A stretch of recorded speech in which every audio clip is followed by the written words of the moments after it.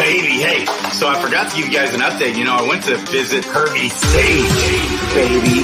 Like, we're going to be going to YouTube and doing a stream in a second. So, like, a bunch of those people are probably in the chats right now. Goose gang in the house. That's right. In the house. In the house. Oh. In the house. In the house. In the house. Baby. In the house. In the Kirby's stage, baby. Yes. In the house. Kirby's stage, baby. Yes. In the house. Right here. You guys are in the house now. Baby. Baby. Baby. Yeah.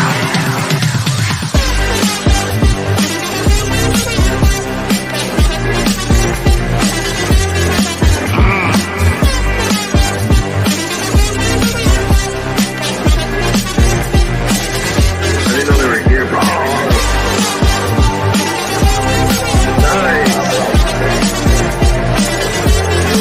In the house.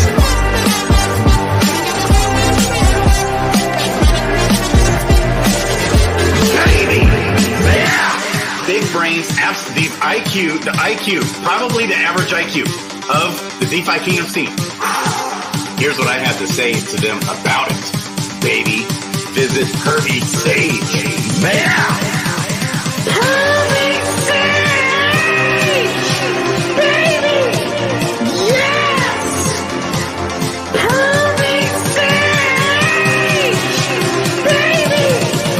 Yes. In the house.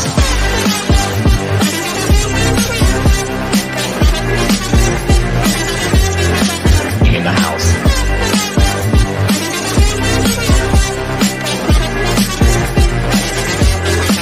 In the house.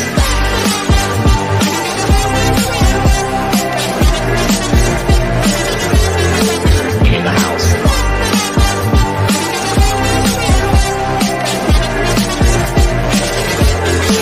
In the house.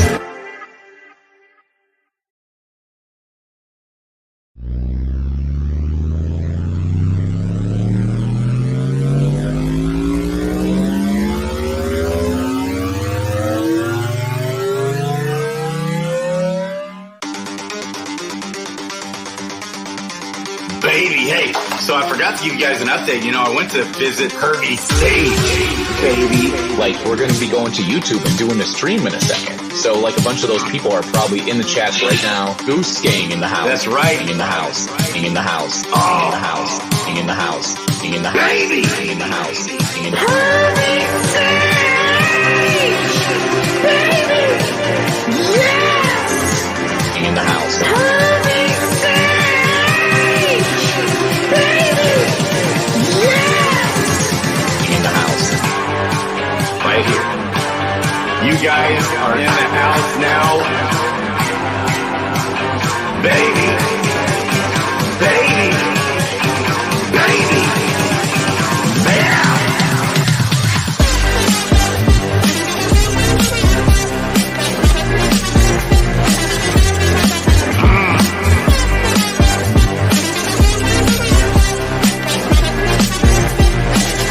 I didn't know they were here, bro.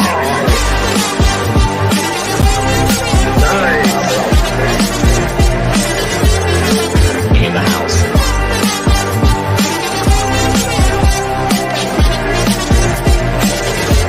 Baby. Yeah. Big brains, the IQ, probably the average IQ of the DeFi Kingdom scene. Here's what I have to say to them about it. Baby, visit Kirby's stage. Yeah. Kirby's stage, baby. Yes. Kirby's stage, baby. Yes. In the house.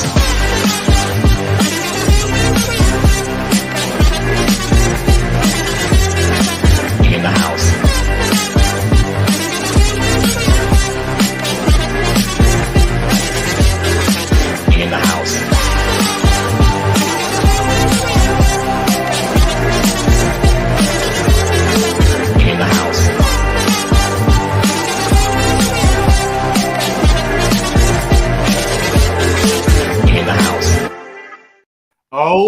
baby. Shout out to Sergeant Filthy McNasty, to DFK Tails. Okay, Dragon Tails on Twitter. Love you guys. We got Kristian, Peter in the house. We got Kong, who's just like becoming my partner. He's just like blowing my mind. All the stuff he's doing. My head's been spinning. I haven't even eaten yet today. It's go, go, go, nonstop, all the time. So many good things going. I can't even keep up with it. Twitter's blowing up. Everything's blown up everywhere. We got connections happening all over the place. We got Jet coming on the channel, I think this week. Tomorrow, doing a Twitter Spaces with ChainID, baby, and Altfather. Okay, they've got a good size spaces there. Then sometime this week, I believe they're both coming on the channel. So many things going. We just had Basement Life, Crazy Basement Life, just put out a Dragons Crossing video. So much going on all over the place. We had Dragons Crossing white paper listed today, the Dragon paper, baby. We had DeFi Kingdoms coming out, talking about green egg hatches in testing, baby. Let's go. We got Kristian, Peter in the house, making awesome videos. We're all sharing it. We're sharing it with Slow Mad. He watched it. I love it. All kinds of good things going. Dude, how are you doing, my man? I love you. I am so good tonight, Grady. This is so awesome. I love Monday Night Live with Crypto Grady. It's like even Sergeant said it's better than Monday Night Football, which I don't think I agree with, but we can try our best, right? It's like this is a good time to be in DFK right now. And I mean, it's just we've got so much that's on the horizon. When I saw the tweet for green eggs, I'm like, finally, right? Finally. All right. We have something to look forward to, and it's being tested, which means what? We've got a couple of days, maybe possibly a week or so, maybe this Wednesday. What do you think? Yeah. So I know before they said that, and then they tested it and they launched the update the same day. We've seen that before. I don't know if I've ever seen them come out and say it's in testing, like ready to go, basically, and then it take even more than a couple days. But it would make sense. This is the giga patch, the mega patch. Do you think everything's going to come out all at once? Like they said it's all going to come out in one launch. Profession 10 level quest, pet utility, and green egg hatching all at once? I'm thinking probably staggered. So I would hope that they would stagger it out a little bit just in case there's an issue or a problem or something they need to troubleshoot. But also, too, for the simple fact that last time eggs came out, I mean, I'm sure that you remember, I remember gold went up 3x. Everything jumped up. All of the items that you needed in order to hatch those blue and gray eggs, they just catapulted overnight. I was like, oh my God, they must have released hatching, because everything on Deck Screener was like, boom, boom, boom, boom. And you've been talking about it the entire time. It's all about those items. It's all about the tiers. It's all about the, getting some use cases for all of the items that we're bringing back from this time. So once that happens and we've got that, then I think we go into the level 10 quest. Maybe we get a couple of higher drops. Maybe we get the higher ruins. Maybe we get something that's a little bit different that we can use for crafting. It'll be that little surprise, that Easter egg, right? Where you get that item that you've never seen before and you're like, whoa, what's this? And then you can go to the vendor, you can see exactly how much it's worth. And I'm excited about it. I mean, it's one of those times that you're just like, wow, I'm hoping that they come up with some really cool little, some things that they always do, right? Like Second Best Dad is great about releasing these little things, these little kind of, just these teasers that just like really like bite at everybody, like, whoa, this is going to be so much fun. But yeah, you're right. It was fun when you actually tweeted out the simple fact that we have all these catalysts that are coming to DFK, and Slow Mad was like, hey, that's a good video. And I was like, yes. We've got people that were off the bandwagon starting to jump back on again. So that's going to be really cool as well. I think that's what's going to happen. We're going to see sentiment rising in the ecosystem. Okay, I think so much of it depends, though, on how valuable and helpful are the pets. Are they worth having? How worth it for having are they? Especially like your common 1-star pets, common 2-star pets, and then you uncommon 1-star pets. Like, we know it's going to be really good for the XP, which is very valuable in and of itself. Okay. And at some point, I think at some point in the heroes leveling, okay, that a 1-star common pet will be worth having, not only for the XP, but even profitability wise. Now we don't know where, right? So that's a big debate. So if it really bottom dollar is worth it, I'm ultra super psycho head spinning bullish. Okay. Now, even if they're not, if they're just kind of and maybe just kind of worth it sometimes, I'm still super bullish. Okay. Yeah.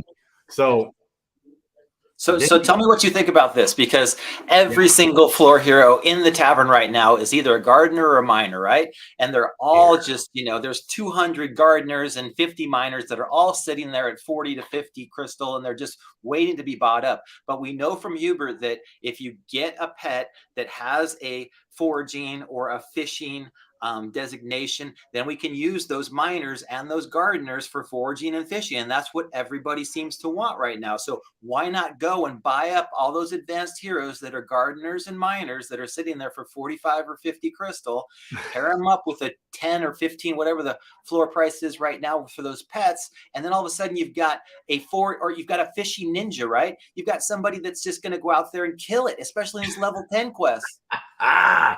Baby, that you're speaking my language. Now, one thing that was interesting, it sounded like he said some pets, like there's going to be a role for all the pets. Okay. So some pets will have the ability, from what it sounded like in last week's AMA, correct me if I'm wrong. What do you think of this? It sounded like only some pets will be able to like change the profession gene of the hero. Like that'll be that pet's like skill. Sounded like I think what he meant by that is if you have a fishing pet, it'll be able to change that hero to a fisherman. It'll have the same basic designation as if you have that blue fishing skill, even if he's a gardener, a miner, a forager, whatever, you can use them in that profession. So I'm thinking that's what he meant by it. That's what I always thought too, but he seemed to indicate that only some pets will have that like skill. There's like a list of different skills that pets will have, and only some pets will have that skill to like change the profession gene essentially. I didn't hear that. Yeah, I guess I mean, we're going to have to wait and see exactly what the actual use case is, but right. I'm really excited about the fact that, those heroes that we always think are the floor heroes, right? It's usually the gardeners that pile up, and then, everybody's like, well, I don't have anything in the gardens and I don't really want to go out there and get 0.001 joule from this. So I'd rather just, get rid of my gardeners. I'm excited for the simple fact that it's going to give them some utility, right? It's going to let them go out there and fish and forage, even if it's only certain pets that allow that. That'll just make those pets even more valuable. Yes. So I've been hollering this from the rooftops, man. I'm so bullish on just for that regard as well. So we got the blue and gray eggs so down. They're like 32 cents or 34 cents. Okay. And so that is massively huge, right. I think. And so, and it's just going to help the stamina. Then there'll probably be power-ups. Ooh, baby. So I think all pets are going to be worth having, regardless of how that kind of shakes out. I'm so interested to see. And then how are we going to combine the pets to the heroes? How's all that going to shake out? And then what's the profession 10 level quest going to look like? All these contracts being redone, reworked, diamond contracts. It's talk about a mega. This is what we've been waiting for so long. Yeah, we wanted it. They finally gave it to us. So here we go with that. Once we get the ball rolling a little bit and these green pets come out, and then we start to see, what the next thing is, the level 10 quest. And then we start to see maybe some crafting starts to, take shape. And then we start to see those yellow eggs. And then we start to see what the gold eggs are, right? We still don't even have any idea what the gold eggs are going to do. And I think the gold eggs are going to be like the extra special. They might be the ones like you're talking about that allow you to change professions or, do something that was otherwise unobtainable. So we don't even know what's going to happen with gold eggs yet. That's going to be really cool. But yeah, in the meantime, we've got so many big things coming up. It's like the Avalanche Summit. I'm sure they're going to release some big alpha like they did last year at the Avalanche Summit, right? What do you think about that? Dude, Barcelona, wish I could go. Wouldn't that be fun? Do you remember last year the team all got bloater tattoos? Oh my gosh. That was right when I first came into the game, like just brand new, catching up with all that. So I know like Crypto Baby H is going to be there. Lots going. Okay. Woo. So head spinning. My head's going to be spinning when all this goes live. And guys, it could happen within the next couple days. Oh, so yeah, the gold eggs are much cheaper to buy just with the trader, like way cheaper. Okay, which is odd, right? So, Right. and I think because the diamond contracts and all the groundwork has been done, now things like yellow eggs will come faster and gold eggs and some of these other, it's like they can just work on the game now. They kind of laid out the groundwork with the chain and the validators and this and that. Avalanche delayed them, all kinds of things. So, man, I'm stoked. We had also Pervy Sage, baby. Workhorse put something out today on the Legionnaire. I didn't even have time to read it. And also, real quick, okay, hang on. All right, so in the last stream, we just streamed like an hour ago. Did you know that? Yeah, I saw a little bit of your stream with Ogre. You guys were chatting for a bit, and that was cool as well. Yeah, so here's the deal. We did a giveaway, and we forgot to reveal the giveaway. Whoa. So hang on, it's not a ninja. Where's it at? That's this one. Okay, I think. Is it a wizard? Yeah, it's an uncommon wizard. And the guy who won, who was it? This Gen 1, 10 out of 10, uncommon, and none of the advanced abilities hit. Dang it. But it's a gardening wizard. Did any of the visuals? Wow. That had 7 mutation possibilities. And not a one single mutation hit. Dang. Yeah. Keep them informed. I'm not going to go to Barcelona. I wish I could, but that would be awesome. I'm just going to go to the 3XP that's coming up in LA. But I heard that the Barcelona trip last year was insane, and the team had a great time, and so many people from Europe had a great time there as well. Oh my gosh. So 3XP. Let's talk about that because I think I'm going. Sergeant. Awesome. Yes. Everybody should go, baby. Come on out. Let's go. If you haven't seen the tweet yet, go retweet that. Tag somebody in it. 3XP is going to give away $25,000 in incentives to people. So Bolon was telling me just a couple of hours ago that if DFK wins that, they're going to give away all of it to the community that's going. So get out there, share that post, make sure that you're giving them some love, and let's get as many people there as we possibly can. Hopefully, we all get VIP memberships when we get in there. Yeah, and 3XP actually got on there and tagged me. I should find that tweet. Like trying to. So look at this. Let me find it. Okay. So coming to Twitter. Okay. Coming to notifications. All right. We got Kristian Peter in the house. All right. I can't even keep up. But where is it? Just a little bit ago. Okay. Right here. So look at this. So I've already like retweeted the fire out of this thing. Should I just do it again and tag? Yeah, get it out there. I've like sent 50 tweets today. All this stuff going on.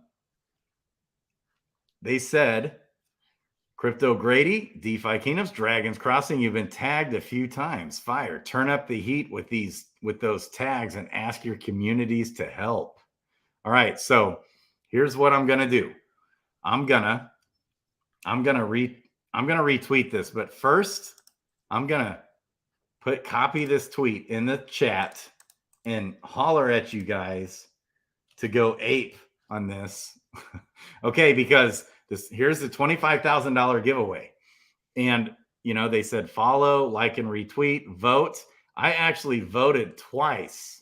So I've got my first vote here. Okay. I mean, I just was like all over this thing. Oh. Huh. Okay. Okay. Maybe I commented on this thing like 3 times. Interesting. Okay, hang on. So list of categories, overall winner, blah, blah, blah. Okay, so I had that one. That's the one they commented on. I actually did this 3 times. I know I commented a much longer one than just those 2.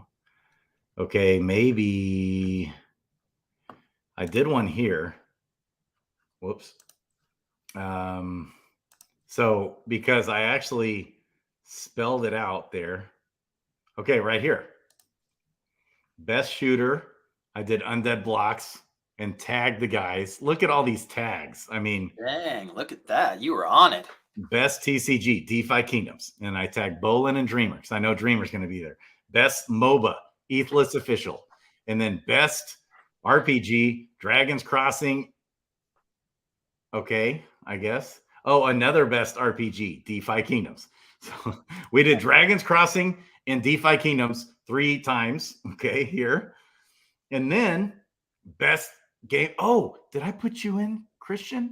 Oh, I was like going 100 miles an hour. I forgot to put you in, Kristian. I was like, I know I'm going to forget somebody. I tagged Sergeant, Mythic Squad, Doug Hype, Brown Gent, Sticks Intern, Boxside Chats, Raph, Tosh, and ALP, Kong, Crypto Tro. I even remembered. How did I forget you? And then I threw in an honorable mention.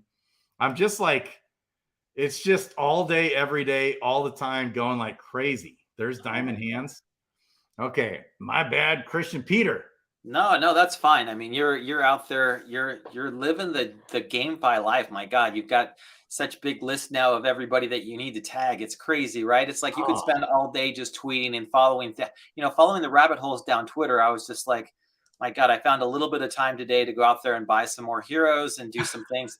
But yeah, the craziness that goes on inside Twitter was like, I mean, there's just so much happening. I'm glad that I saw that $25,000 giveaway because I think Bolon tagged us all on there. Yep. I was like, okay, great. I got to go do this. So hopefully we can win it and get some more people to the conference and get some more giveaways going and get some VIP passes and all the fun swag that comes with being there.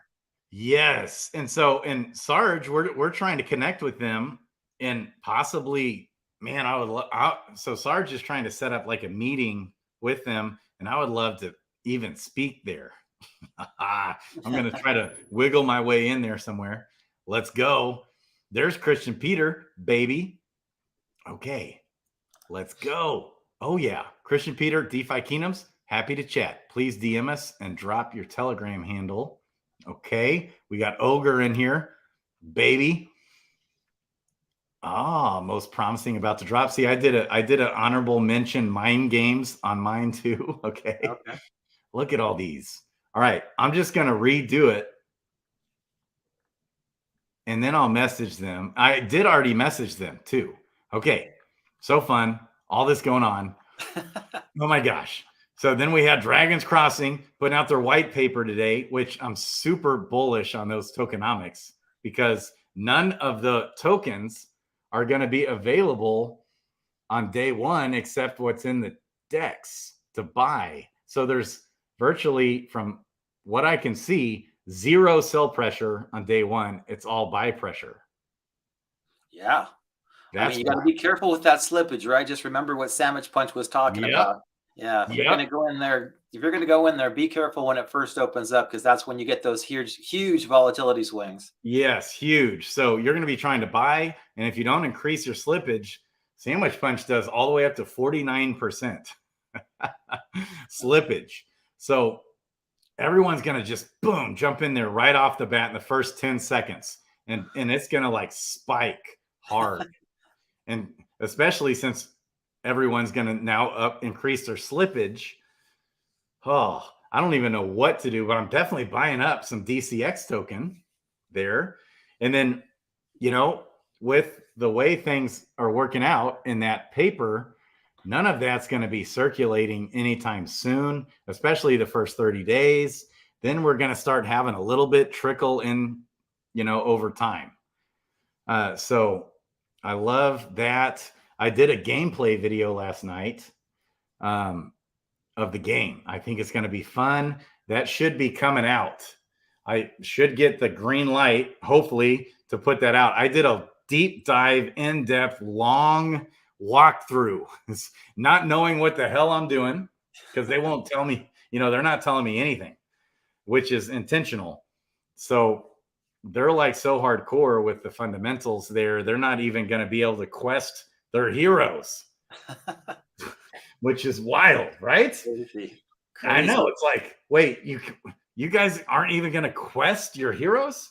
They can't even quest them, let alone compete in the seasonal contests.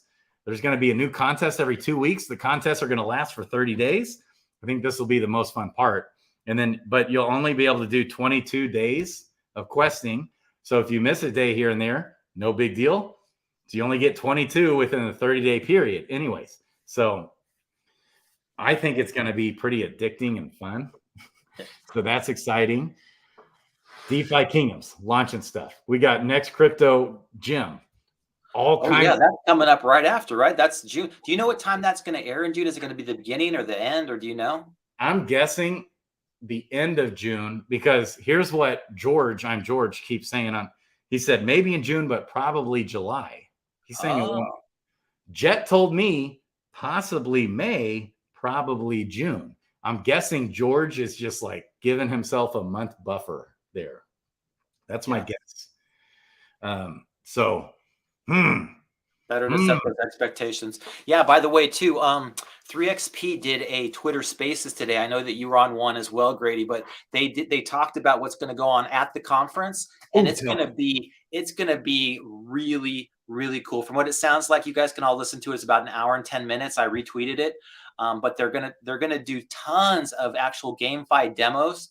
And so everything new that's coming out, what's on the horizon, they're going to Twitch stream a bunch of it. So I'm not a big Twitch guy, but I know that like Wowie and some of you guys are, and that stuff is always huge. I know the guys at Wisdom Games are trying to create the PvP model so that we can have some Twitch type of I guess GameFi, so that we can use it and actually get some people that are excited about going on Twitch and sharing their PvP battles and everything. So that'll be really fun to see like what other games are doing that and how they're doing it. But yeah, I'm excited about what 3XP is going to do in June. And it sounds like we can probably have like the Avalanche Summit was going to be like May 3rd. And then we're going to have, 3XP is June 8th, and then possibly next crypto gem towards the end of June, maybe early July.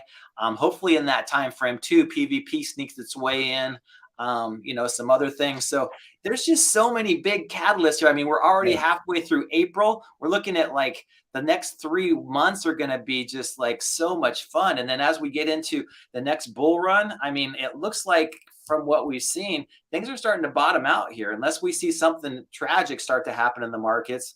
They're talking about interest rate cuts. They're talking about all kinds of stuff that's on the horizon. And once that starts to happen, we have the halvening coming up for Bitcoin in 2024.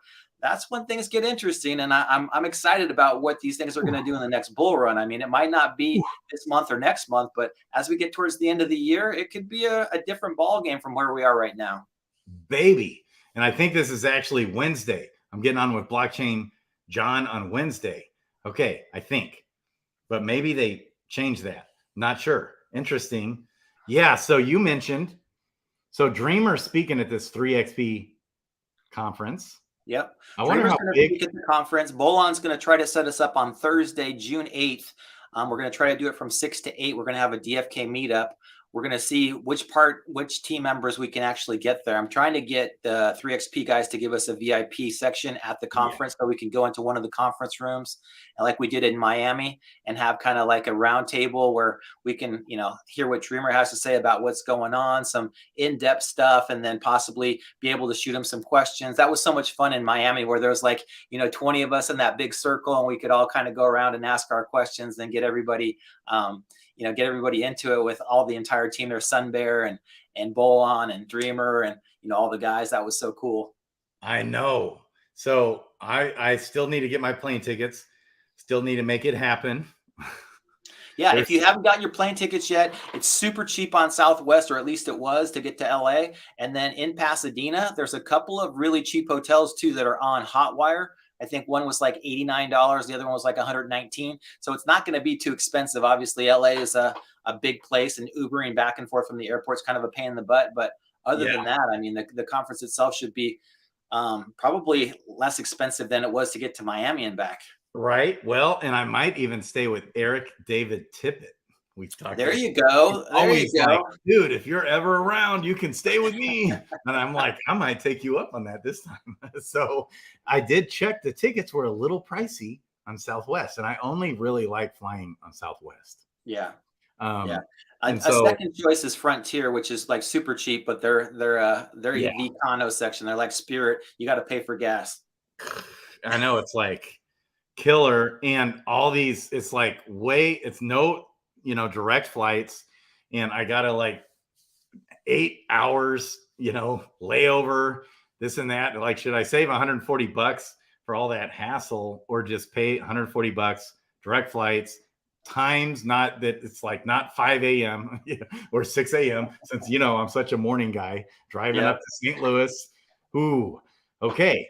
So dude, Barcelona's coming up. We got next crypto gem. So this week, Jet he's calling this like the alpha drop week for next crypto gem. So he's already made big announcements. Primetime DirecTV, live on cable, DirecTV. Okay. He said he's got much bigger announcements coming than even like that.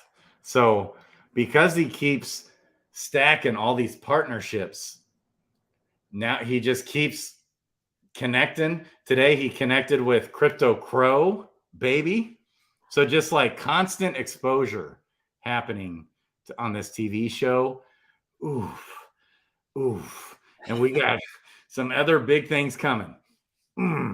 I wish I could tell you. Okay. Yeah, it's like there's just so many things to be excited about right now. I mean, it's like, I know that we've all had that PTSD from 2022 when it was just like, nothing but down, and it sucked the life out of everybody in the crypto markets and all of the markets as a whole. But it's been like 2023 has been a breath of fresh air. And I'm sure at some point it's gonna retrace where it was. But watching Ethereum take off and just, shoot up to 2,100, and now that people can unstake their ETH, so many more people are going to get, start staking their ETH, knowing that, hey, I can get it out anytime I want. Some people have had their ETH in there for over a year, like 2 years almost. Yep. So you're looking at now these people understand that, I can take my ETH out anytime I want. And if I stake it, I'm going to get 6 or 7% on my ETH. All of that ETH is going to start getting staked, right? It's just going to be, everybody's going to want to get that yield on their ETH, especially the people that are ultra bullish, right? So I can see like 40 or 50% of ETH being locked up, and we all know what that does for the price. And once people get FOMO, oh my God, that's going to be insane. And we've already seen that in the price. So a lot of people are calling for ETH to dump.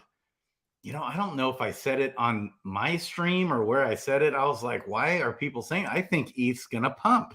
Because now they're free. They know, everything goes well. It worked out. We're able to just stake our ETH now. I was bullish on it, not too bearish on too many people pulling out and dumping. And look at what we saw. It went from $1,900 to $2,100. And it's still sitting with the down market a little bit today at over, $2,080, baby. Okay. Yeah. So, oh my gosh, it's like I'm going to die holding in what I would love to share with everyone. But I can't.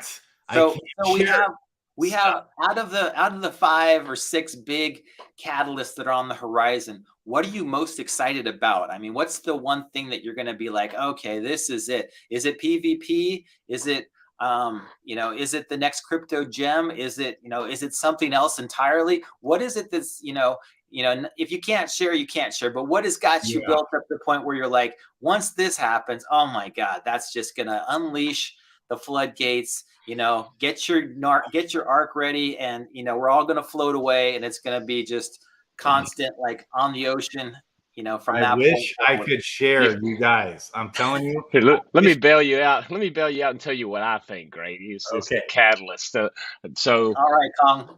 baby. I'll tell you what, for me anyway, guys, it's that this ecosystem in DFK is getting ready to be unleashed finally after all this freaking time, man, of collecting these items and all these mats and just the adrenaline rush it's going to give everybody from being able to put these things to use with these pets. I think it's just going to make everybody so more bullish again. And like you said, Kristian, the PTSD of 2022 is still rippling into this year for people, and I think it's going to take some time for people to realize, right now I'm more bullish than ever. So I just wanted to say that, guys. Dude, stick around. Don't leave. You can mute. Don't go That's nowhere. fine. You're getting some love from Sticks Intern too. He said, "Kong saved today." Yeah. Best intern in the space. Kong, though, isn't an intern. So get this. You're our intern, Sticks. Come on now, Sticks intern. You're all of our interns. Kong is like a partner here with me. Like, we're talking long-term partnership-ish, maybe. So I'm pumped about that. Okay. And I think you're spot on, Kong. Thanks for jumping in. It's like torture for me not to be able to share what I want to share. It's like absolute torture, because when you talk about the floodgates opening, it's coming. It's coming, and it's coming to DeFi Kingdoms, people. Oof. Everything's kind of, the stars are aligning to the point now where at first I was skeptical that they'd be able to pull this out. And now I'm to the point where we're way past that turn where we all had to kind of hold on for dear life. And now it's like, wow, when Dreamer said in the last AMA, I know that some people caught it, but he said now people are coming to him, VCs are coming to him and saying, can we invest? And he's like, well, hold on a second. Let us figure out what the best use of the marketing dollars are going to be and how we're going to be able to onboard as many people as we possibly can. And then we can start talking about it. And I was like, how completely opposite is that of where we were just, 6 months ago? And, it's just like, wow, we've gone from, oh my God, red light, we're all going to die, to, okay, yeah. People are chasing us down to say, hey, here's some money. Here's millions of dollars. Go, get us a return on this. And it's just like, wow, okay. I'm glad that we're there. And I know that some of these projects that don't even have a game have been given tens of millions of dollars, right? So it's like, it's crazy. Oh my God, we've got a head start on just about everybody. And our valuation is, a third of, it's like $6 million, $7 million total and all the tokens that are outstanding. So it's like, okay, we've got a long way to go from here. I know. And it's like, here's what's so wild. The fundamentals are so mind-blowing for DeFi Kingdoms. Mind-blowing freaking fundamentals. Mind-blowing fundamentals. And look at the price it has. It's only gone down more. Down. What you showed last week, Grady, on the crystal, 1.5 million tokens getting burnt, I was surprised at that. But then I remembered that they're doing that token burning for Gen Zeros at the stump. And I was like, oh, that's right. Everybody's burning their locked crystal. Man, so 1.5 million, call it 2 million's gone of crystal right now. There's probably going to be 2 or 3 million worth of jade that's going to be gone. It's 1.61 million. There you go. I mean, how can you not be bullish when the supply is going down? That's almost 1%. That's more than 1%. So it's like, wow, these tokens are going down. The supply is going down. I mean, it's just like, okay, I can understand people are farming it. People are selling it. They're doing it now, but once the people start playing the game and that flywheel gets going, whoa, you're gonna be so sad to say like, oh, you know what? Yeah, I sold all my jade when it was at 3 cents. I sold my crystal when it was 3.7 cents. What? Yeah. Now it's like 35 or 50, or it's like it's just a matter of time. There's so many people that are stacking and putting jewel in the jeweler as well right now too, man. It's just a constant mass sums being locked up, and to me that speaks to the community, to the faith in the long term vision of the project. And then I just looked at this tweet I saw earlier from Hero Hunter, who Grady had on a couple days ago. And it's talking about volume. It says it speaks loudly that DFK has such a high transaction volume and a relatively low number of daily active users. What a strong core player base. Wait, are you saying the Gem Hunter sent that out? No, the Hero Hunter that you had on a few days ago regarding that new tool for DFK. Oh yeah.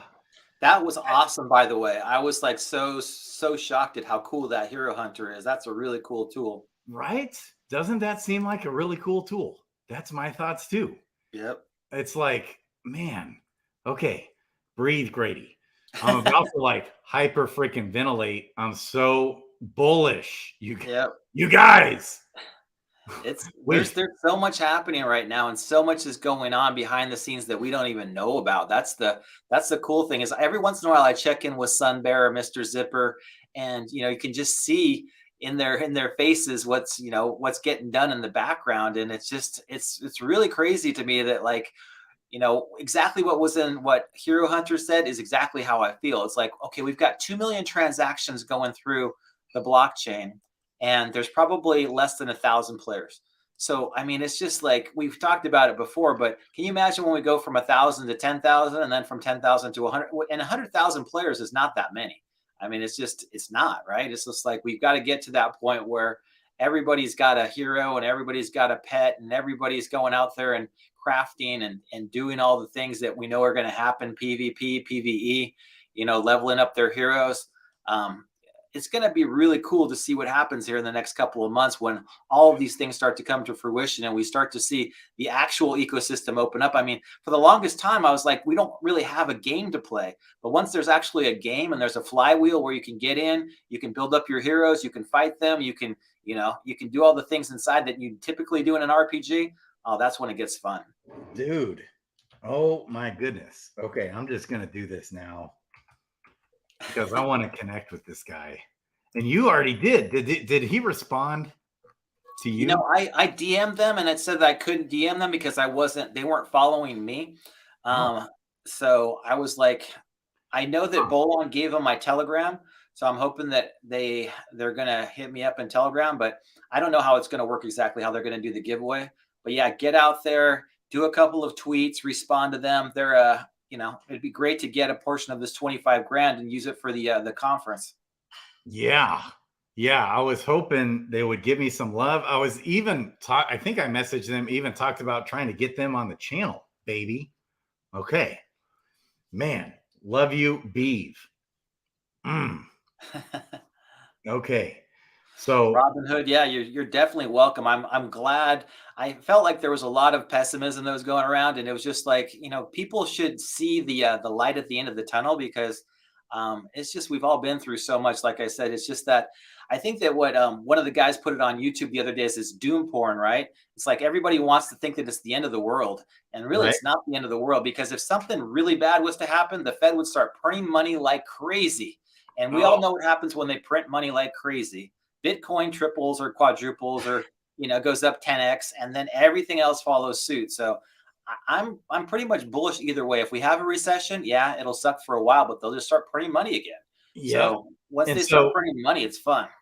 I think the banks are shaken in their boots. Like, they are so frail. It's like, well, can you imagine the interest rates have been zero for such a long time, and then all of a sudden they raise the interest rates to 5%, and now everybody I know is like, oh, I'm buying T-bills. I'm like, T-bills? God, I would never even heard about buying T-bills. Like, yeah, I can get 5%. I went into the bank and I was like, they're giving out 5.25% on a 6-month CD. I was like, a certificate of deposit? Well, my dad used to buy those. It's like nobody's actually gone to the bank and put money in the bank in a CD in like 20 years. It's been like forever since the .coms. Before that, I can remember. My mom hit me up like, hey, you need to sell some of your profits and go into CDs in the bank. She actually said that. And I'm like, oh, I just can't do it. I'll just freaking lose all my money in crypto probably before I do that. I don't know. Well, the nice thing about if the banks do get hit again, Bitcoin just shot up, right? When Silicon Valley Bank went down, it was like Bitcoin went from 26,000 to 30,000 in like 2 days. So that was awesome. And now Yep. it's like, I really feel like the banks are in much worse shape than they're letting us in on, because it's just like, once the government says everything's fine, it's just a mess in the background. But I'm sure that they'll figure out some way to bail them out. Like I said, they'll print some money, they'll give it to everybody, they'll make things look right, they'll make things look good. And when they print money, it's just great for assets that are finite. So you got Bitcoin, you got Ethereum, you got real estate, you got stocks. They're all going to go up again. Baby. And we got DeFi Kingdoms, crypto's best kept secret right now. Oh man. I can't share what I want to share. Oh my gosh. Yeah, it's actually, it's one of those times where it's hard to not be bullish. I mean, I know that everybody wants to tell you how bad things are, that there's all of these problems that we're going to have. The banks are failing, the commercial mortgage-backed securities, the office space is empty. San Francisco's falling apart, Chicago's going downhill. Everybody looks like they're dying. But it's like, we're in great economic times. And the one thing that's on the horizon, I think nobody really talks about, well, I guess more people talk about it now, is AI, right? So once the artificial intelligence stream starts to come on, it's going to be bigger than anybody has ever imagined. And I know that's become a huge topic around the water cooler with tech people. But yeah, AI is it's insane. It's going to just go exponentially over the next couple of years. And it may take us all out of this, crazy time. There's all this stuff that'll change once we have AI doing all of the menial tasks that we don't want to ever do again. Oh, what do you think of the sell in May, walk away? A lot of people are thinking for a big retracement, like how we had back in like 2019 or whenever it was. It went from 3,000 to 8,000, then back down to 5,000, then up to 14,000 eventually, and then all the way back down in COVID, back down to 3,000. What do you think of this sell in May, walk away? Are we going to have a huge retracement? Or see, I don't see that this time around. I never saw sell in May, walk away as every single May. That was just a saying from 2 years ago. I think that this year we'll probably see the same thing, unfortunately, because we've had 3 straight up months, right? January, February, March were phenomenal. April started off to be pretty darn good as well. Yeah. So I can see May, June, and July being off months. They might go down 5%, they might go down 10%. But the thing is that I'm not in it for 2 or 3 months. Right. Even last year when things were really bad, I got out of most of the projects I was in, but I got into some Arbitrum stuff, GMX and a couple of other things. I kept most of my stuff in ETH. But yeah, I still had my Jewel. I mean, I wasn't going to sell it after it went down to where it is. I still think the same thing. If Jewel goes down to 10 cents, I'll just buy some more. Yeah. I'm not in any hurry to go out there and cash out. And I know that in the bull market, that's when I'm going to really look back on this time and go like, God, I wish I would have, done this or done that. And I don't want to be in that, that same type of boat where, if it goes down from May, June, July, August, and it comes back in September, October again, like it did in 2019, so be it, right? We ride it back up again. Here's the difference. The halving is coming up. Here it is right there. And we're less than a year away from the halving. And when we're like in that time frame when we've seen in the past moving towards the halving, we see more of a steady uptrend. Also, we're in an election year. That too. Yeah. So they're not going to let any recessions happen in the election year. It's going to be it's print as much money as you possibly can to get the president reelected. So 2024 is going to be a big year for everything. All assets are going to go up.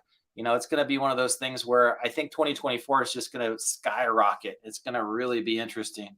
So yeah, we'll see what happens here. I think it's going to, we might hit a little recession. There might be like the downturn, like you said, May, June, July, maybe August, September, October, but towards the end of the year, everybody's going to be, all the politicians are going to be getting ready for that 2024 run. And it's going to be like, okay, we need a good economy. What are we going to do? Print money, lower interest rates. Okay.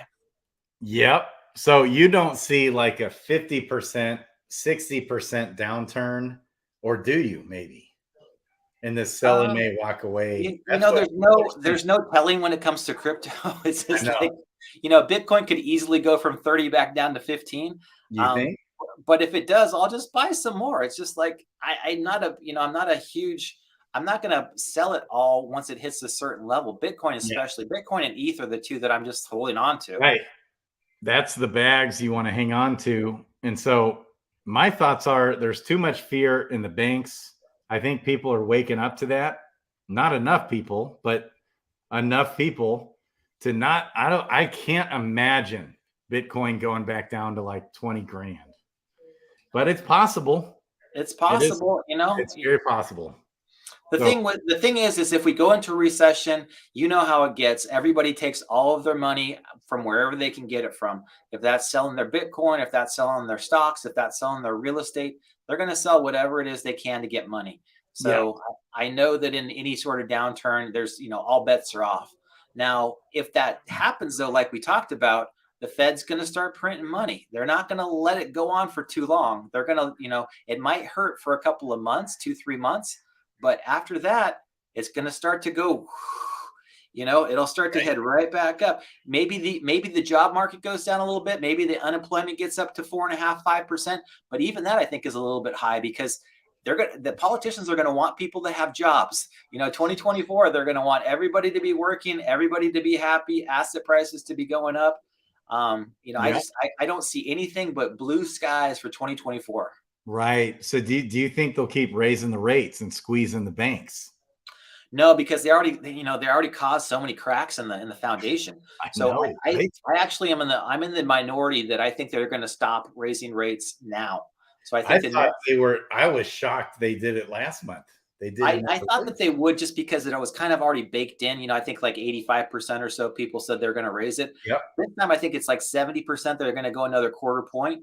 I'm saying they're going to put it on hold. They're going to pause it. They'll pause it for a month or two. And if it starts to go down, like we said, if things start to fall apart, which they might, they'll just say, oh, you know what? Okay, things are falling apart. Inflation's gone.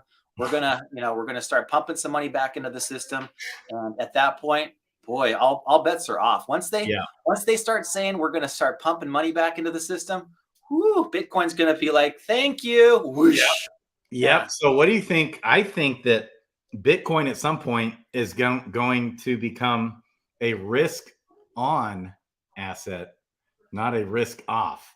When do you think that flip's going to happen? Oh, God. Someday, That's a hard question. I mean, I'm still thinking that 2024 is going to be the year of Bitcoin, but 2025 is going to be the year of ETH. ETH's going to take over from Bitcoin. It's going to become number one, and it's never going to look back. Wow. Never going to look back, baby. Because ETH is ETH is all assets. ETH is everything. It's the financial system, right? Bitcoin is gold. Bitcoin has a great value to it. You can't get rid of Bitcoin. Bitcoin's going to always be there. It's always going to have value to it. But Ethereum is going to hold the assets for everything on the planet. It's going to be the financial system, all the stock markets, all the option markets, all the derivative markets. Everything's going to be a smart contract. The majority of it's going to be on Ethereum because it's the biggest. It's the first mover advantage. It's got everything going for it. I mean, I used to be a big Cardano fan. I used to like a lot of the alt L1s, but just looking at it now, how far Ethereum's come, how they've gone to proof of stake, how they now have their staking undone, how they have all the Arbitrum optimism, optimistic rollups, how they're going to have all the zero knowledge proofs. Once Ethereum hits the 4844 hard fork here, which is probably going to come up in the fall, the Ethereum prices on L2s are going to be infinitesimal. They're going to be so tiny. All of the L2s are going to have next to zero gas fees. It's going to be absolutely insane because all of the work's going to be able to be done on the L2s and the L3s. And then once they're all done, they're all going to be combined into one small transaction and then put onto Ethereum.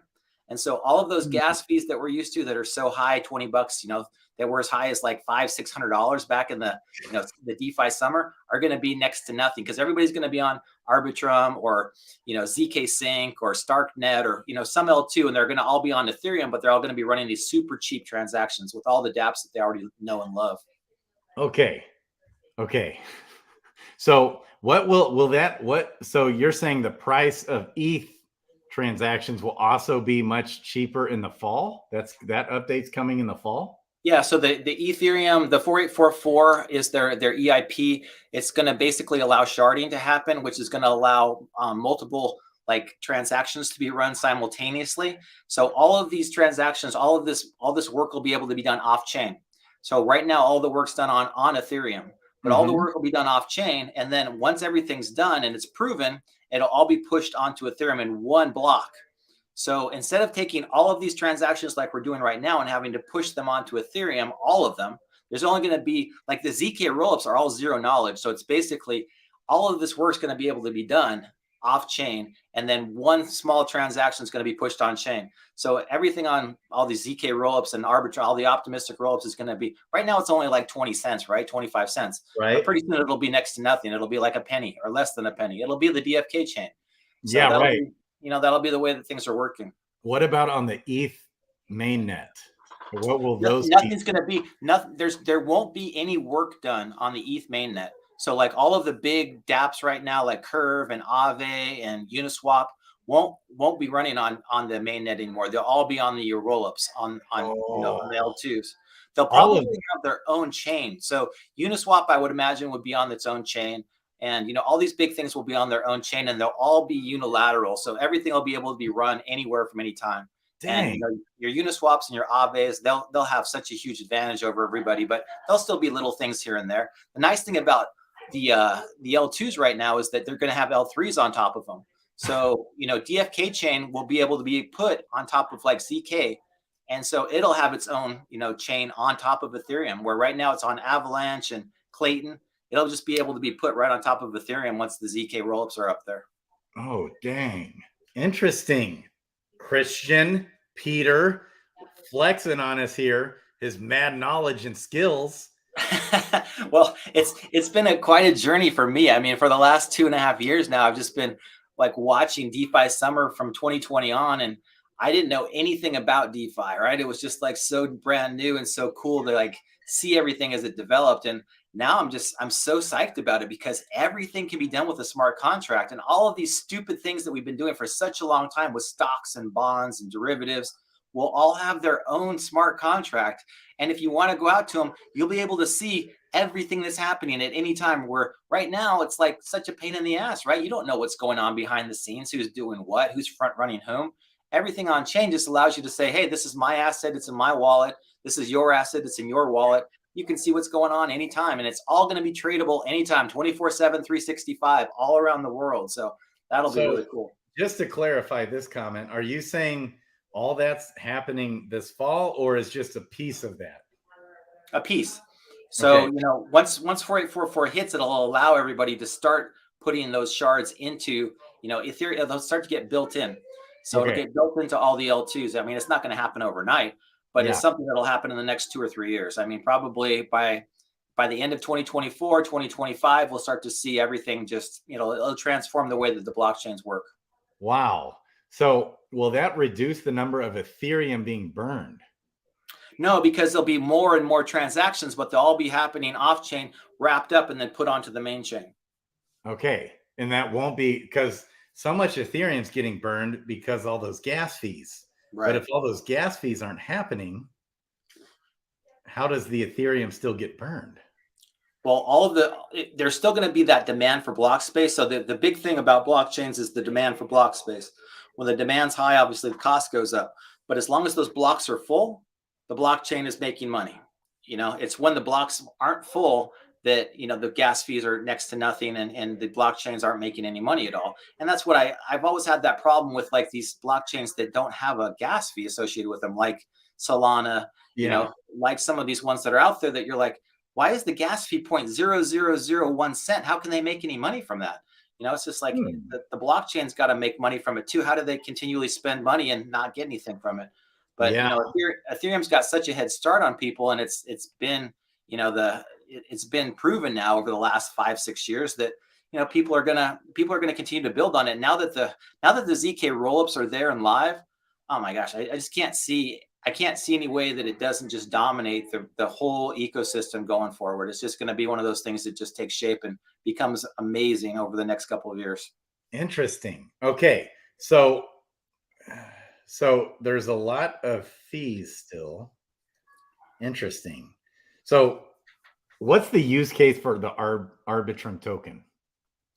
There isn't any. It's a governance token, yeah. So most not even much governance now, right? Right. It's just it's a complete play on it. There may be some use, there may be some value to it if they ever, start taking fees out of the ecosystem. There, I guess the only thing that you can say with the governance token is they have a treasury, and the governance token allows them to determine where they're going to take those treasury funds and put them. So you have voting rights to do that. Okay. But the governance tokens, like we all know, are just that. Yeah, they don't have any value. It's just voting rights. Right. So, man. Okay. Yeah, that's what I thought. Bullish on Arbitrum ecosystem, but not the ARB token. Would you agree? Well, the thing is I didn't have any real value to the optimism token either, and I watched it go down and down and down, and then it shot up, and I was like, oh my god. So people think that at some point optimism is going to have some value to it, and it may at some point. It just depends on how they vote, what they vote for, and how the token actually accrues value over time, how the treasury works out. I'm sure that they can start sharing some of the treasury funds with the token holders. Like Uniswap is a government's token too, doesn't have any value, but the Uniswap token still has, it's worth $6 billion. Lido's the same way. It's a governance token right now, but Lido's got, $12 billion worth of value to it. So it's insane. And then we got Jewel, that has way more than just governance. Okay. At a $20 million market cap. And isn't that insane? It's crazy. It's crazy to see the Jewels. It's gas on the DFK chain. It accrues the fees from the DEX. It's staked. You get value from it in like so many different ways. Now it's power ups as well. It's deflationary, and it's just like it's got the best of just about all possible worlds. And I'm just like, okay, and it's a voting and it's governance, right? So we vote too with X, or now it's not X Jewel anymore. It's C Jewel or S Jewel, but yeah. Yep. And when these pets come out, which is maybe this week, guess what else is going to come? Power-ups. Power-ups. Baby. And more, which means, what are we all going to do? We're going to be throwing more Jewel in that jeweler, baby. And here's another thing, is that 15% of all the crystal and jewel from summoning and hatching eggs and the tavern fees, which is a ton, 15% of that crystal and jade and is auto sold into Jewel. It's like instant buy pressure on Jewel. It's like, goodness freaking gracious. Jewel, oh my gosh, it's a $20 million market cap. Yeah. It's and that's the fully diluted rate with the people that haven't taken their funds off of Harmony yet, and have lost their keys and everything else. So it's like I'm looking at Jewel and just going like, oh my god. To me it's such a it has such a long way to go. I mean, most of us were there when it was at $1 billion, and it was like it had no value really whatsoever other than the governance portion of it, and we used it a little bit inside the game, but it was an inflationary token. It was like there was so much of it getting printed, and I was like, wow, it's worth $1 billion. It just didn't make a whole lot of sense, but that's what happens in a bull run. Right? There's a lot of things that just don't make sense that happen, but the next bull run, people are going to be like, oh, it's got all this value. Oh, okay. Now I can see it be worth $2, $3, $5 billion because, all these things that we already know about, people are finally going to figure out. And even think back then, okay, Axie Infinity was 20 some billion. Oh yeah. Axie was close to $30 billion at the peak. We thought, 30 billion even? Yeah, we thought it was in the 20s, and I was like, whew. I thought DeFi Kingdoms was about to flip Axie Infinity. And now we have a $20 million market cap. I can't even wrap my mind around this. It's so wild. I do think it'll take a while for Jade and Crystal to shake out, because of all the new tokens that are being emitted still into the ecosystem. But eventually, even that's going to start shaking out because 5% is burned every single summon and egg hatch and transaction in the tavern. Plus, 75% of all the crystal or jade is burned in duels. 75% is burned in the token offerings out of existence. Yep. So give it a year.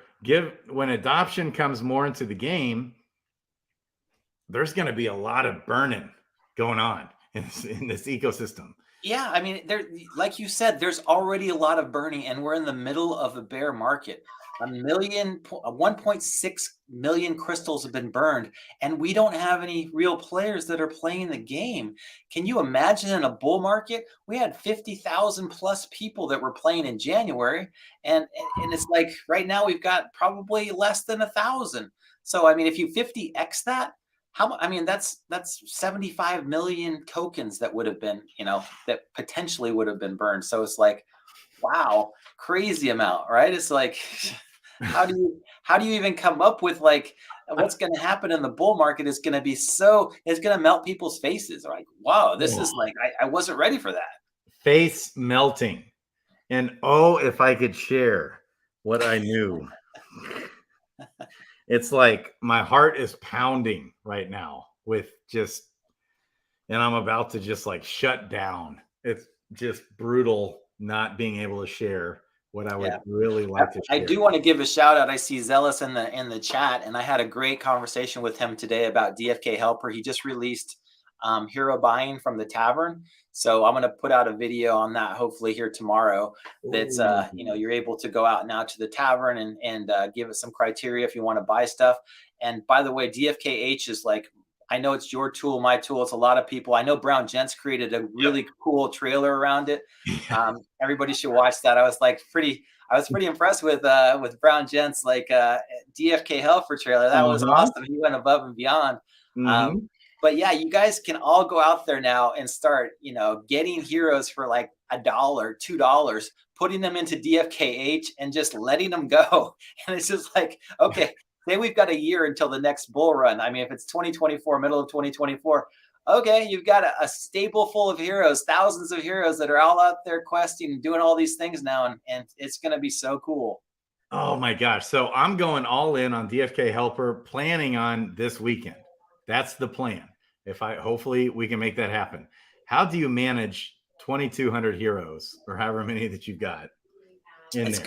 It's a challenge, but I'm telling you that like Coolio, Zealous, the entire DFKH team, they're great at like and they're coming up with some additional tools here that are going to really change the game when it comes to everything that you do inside of DFK. So I'm pretty impressed with how things work. I spend a lot of time right now kind of configuring everything it is the way that I like it.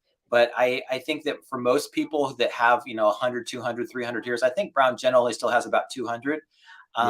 You can dial it in and you can make everything happen exactly the way that you want. And once it's dialed in, you don't spend any time doing. I know Sandwich Punch was the original. He's the one that turned me on to it. And I was like, Sandwich Punch was just like, okay, let me set it and forget it. I'm going to go away for a couple months. I just want my heroes to do their thing and level up, and I'm good to go. And that's pretty much what it does. So do you list your heroes for sale at all in the tavern through? I list my heroes for sale. I list them for rent.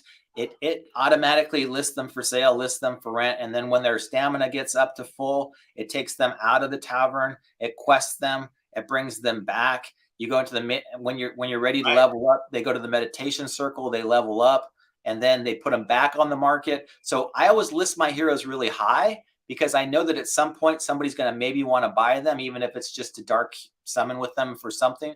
So I list them really high. If they don't sell, I don't care. They're still leveling up. They're still getting better.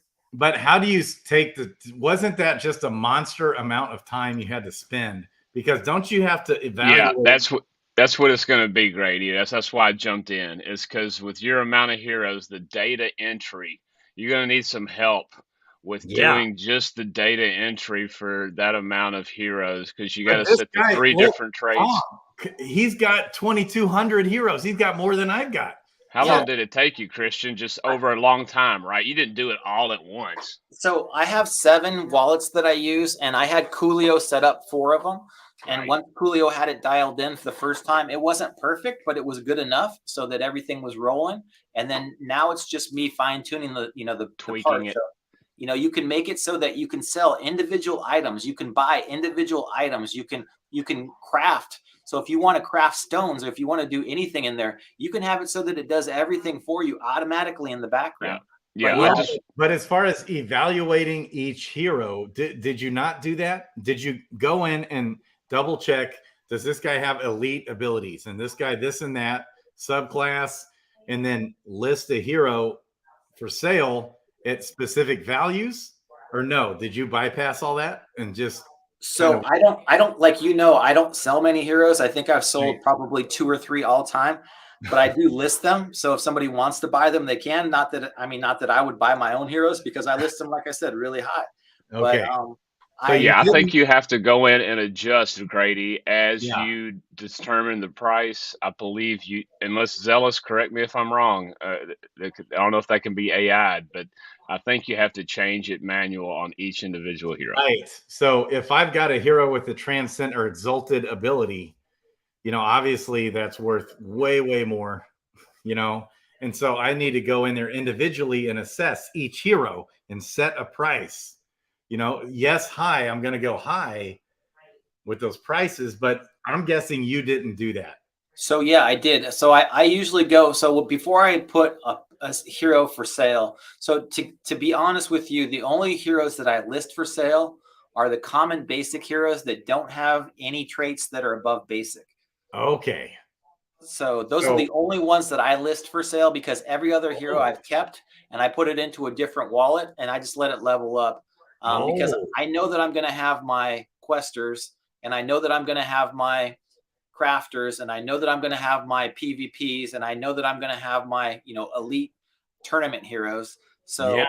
I know kind of the 4 wallets that I have pretty good idea. And then I have my wallet that all I do usually in it is summon. So I've got all my 10 out of 10 pairs and my Gen Zeros in there, and my 5 out of 5 advanced. So those are the categories that I kind of keep everything in. But yeah, it's like once you've gone out there and you look at your heroes one time. So usually I put in the number, I take a look at it, see if it's got any advanced, elite, transcended, exalted traits. If it does, you check the box, list for sale. If you want to list it for sale, then you put in, 5,000 jewel or jade or whatever you want. And then you just let it go. Right. And then it'll put it into the market. It'll put it on the market. It'll try to sell it. If it doesn't sell, it'll quest it. It'll level it up, put it back on the market again. So yeah, it's auto. It's super simple. It's like the game inside the game, right? I think, we've talked about it before, is like, once you get into the game inside the game, it's so much fun to just like let your stable of heroes go out there and do their thing. Let your materials start to build up. Let everything start to come to you. And it's just so much more fun that way. Yeah. Yeah. I'm going to have to even figure all that out. So Zellies. So I know Zellies goes to 3 XP. He's talking about it here, baby. We're like kindred spirits. He's like a brother to me, Zellies. He's so awesome. I mean, it was so much fun to meet him and his wife in Miami and be able to hang out. And they're such great people. It's just, it's so much fun to be a part of the community and see everybody and get a chance to like talk to them face to face, and, get a chance to see that these people are not just like they're there because they love DFK too. It's fun. Oh my gosh. Ooh, my heart is pounding from all the awesomeness. It's like we're lucky to be alive right now and be in DeFi Kingdoms. And I would say Dragon's Crossing too, baby. I'm really pumped about Dragon's Crossing. Well, Okay. I'm so excited about 3XP because, there's going to be stuff that we've never seen before. And I just don't want to be so blown away with something that I'm like, oh, DFK was good, but oh my God, did you see what was going on over there? Hey, I'm all ears for anything that even compares out there. And hopefully that I would like to think there's other good, amazing things out there that could possibly compare. I'll jump in, man. Dollar. My style is just always to dollar. Even with DFK, I just started out and I bought a hero. Like I didn't even do anything for like a month, and then I bought a hero, and I started buying a couple heroes, and like then I finally bought a Gen Zero, dollar cost averaging, little bits over time, like at the worst possible time, given that, but.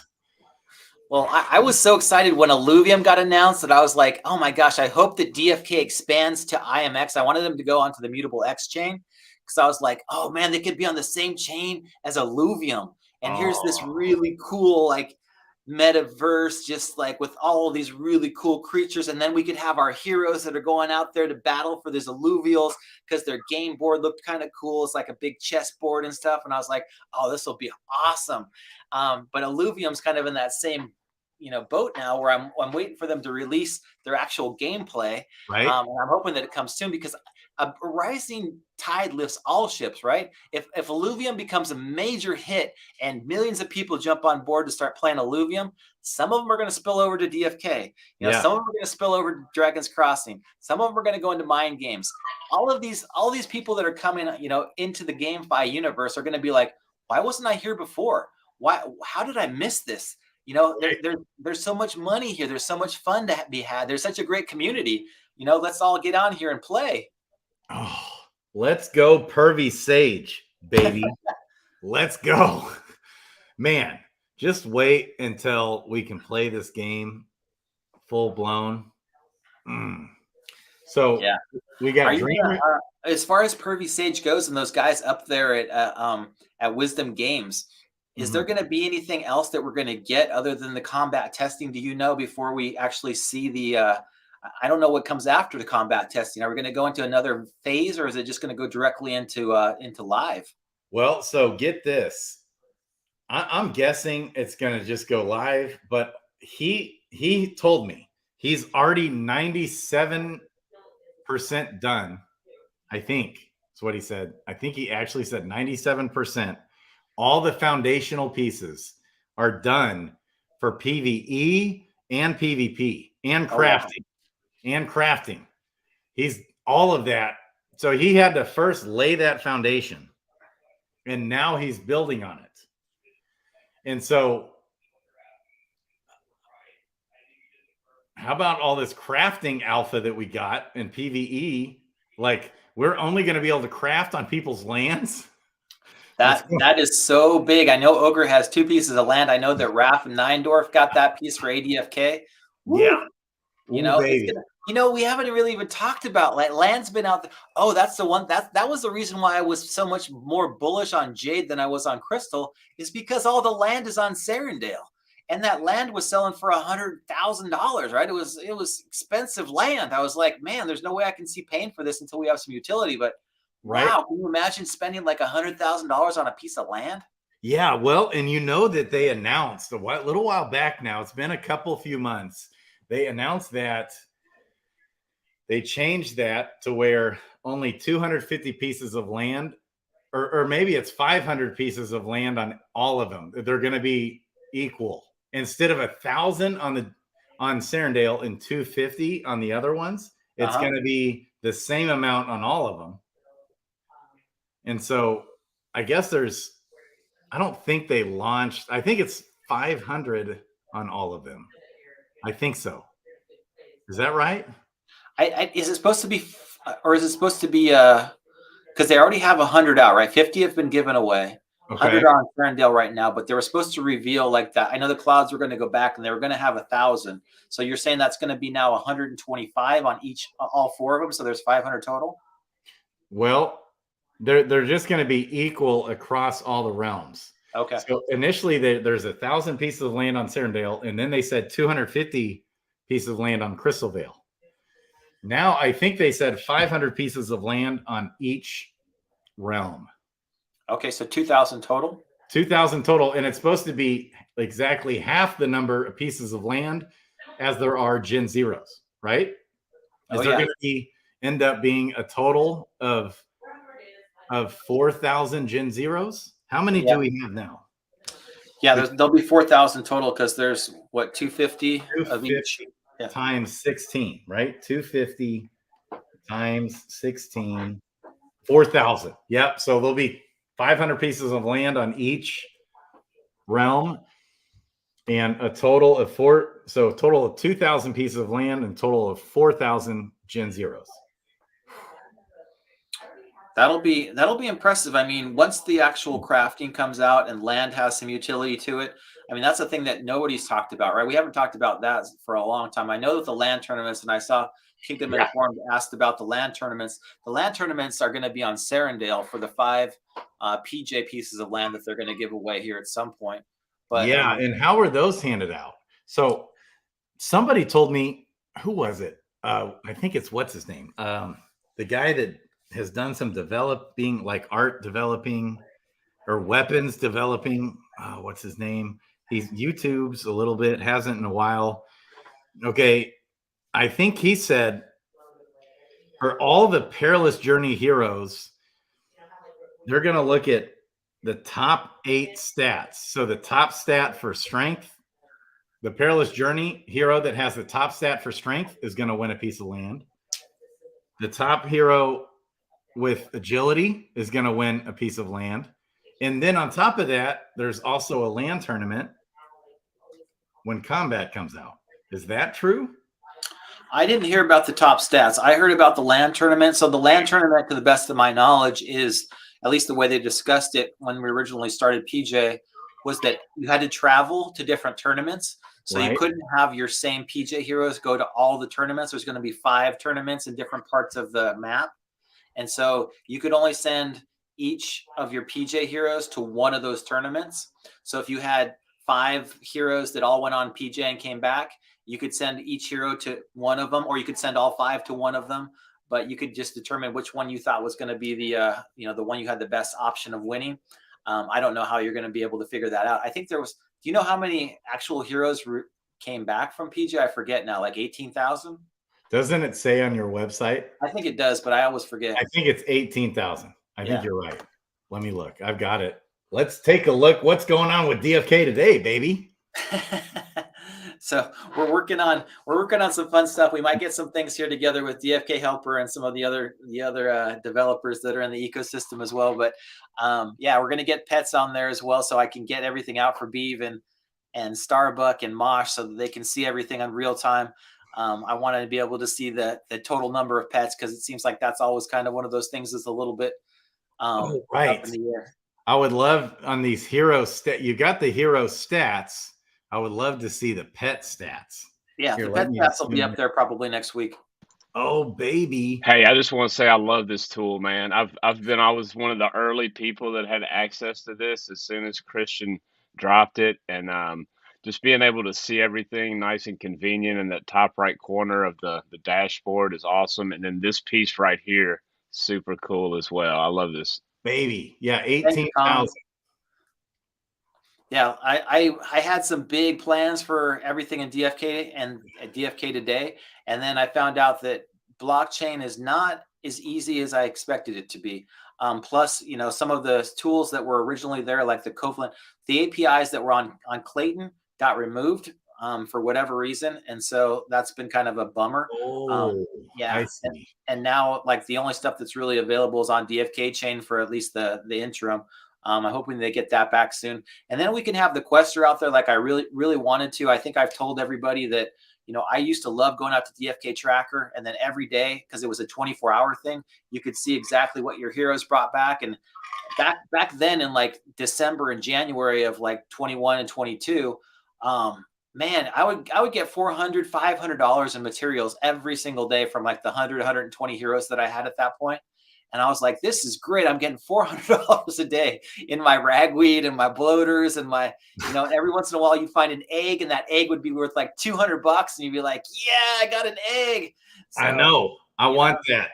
Are you going to do that on this? Oh yeah, we're going to definitely do that. But that one tool from Covalent, the API that queries the entire blockchain for Klaytn, it got suspended for like a quarter. So hopefully it's up here and again shortly, but we'll see what happens with that.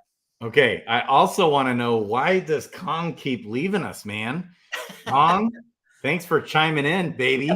He jumps in, it. he gives us his 2 cents, and he runs away. I love it, right? It's He's like Ed perfect. McMahon on the Tonight Show. He's like Johnny Carson. Yes, baby. Well, here's how I've described it. He's my TJ. Like BitBoy has TJ. Exactly. He's like his partner, and TJ does the same thing. He comes in and chimes in sometimes, and he keeps BitBoy straight, on his stuff. That's Kong for me, baby. And so it's like, I need me a TJ. I love this guy. Kong is one of a kind. So it'll be like 1:30 a.m., which is like still early in the night for me, unfortunately, most of the time. And Kong is already awake, which is 2:30 his time, a.m.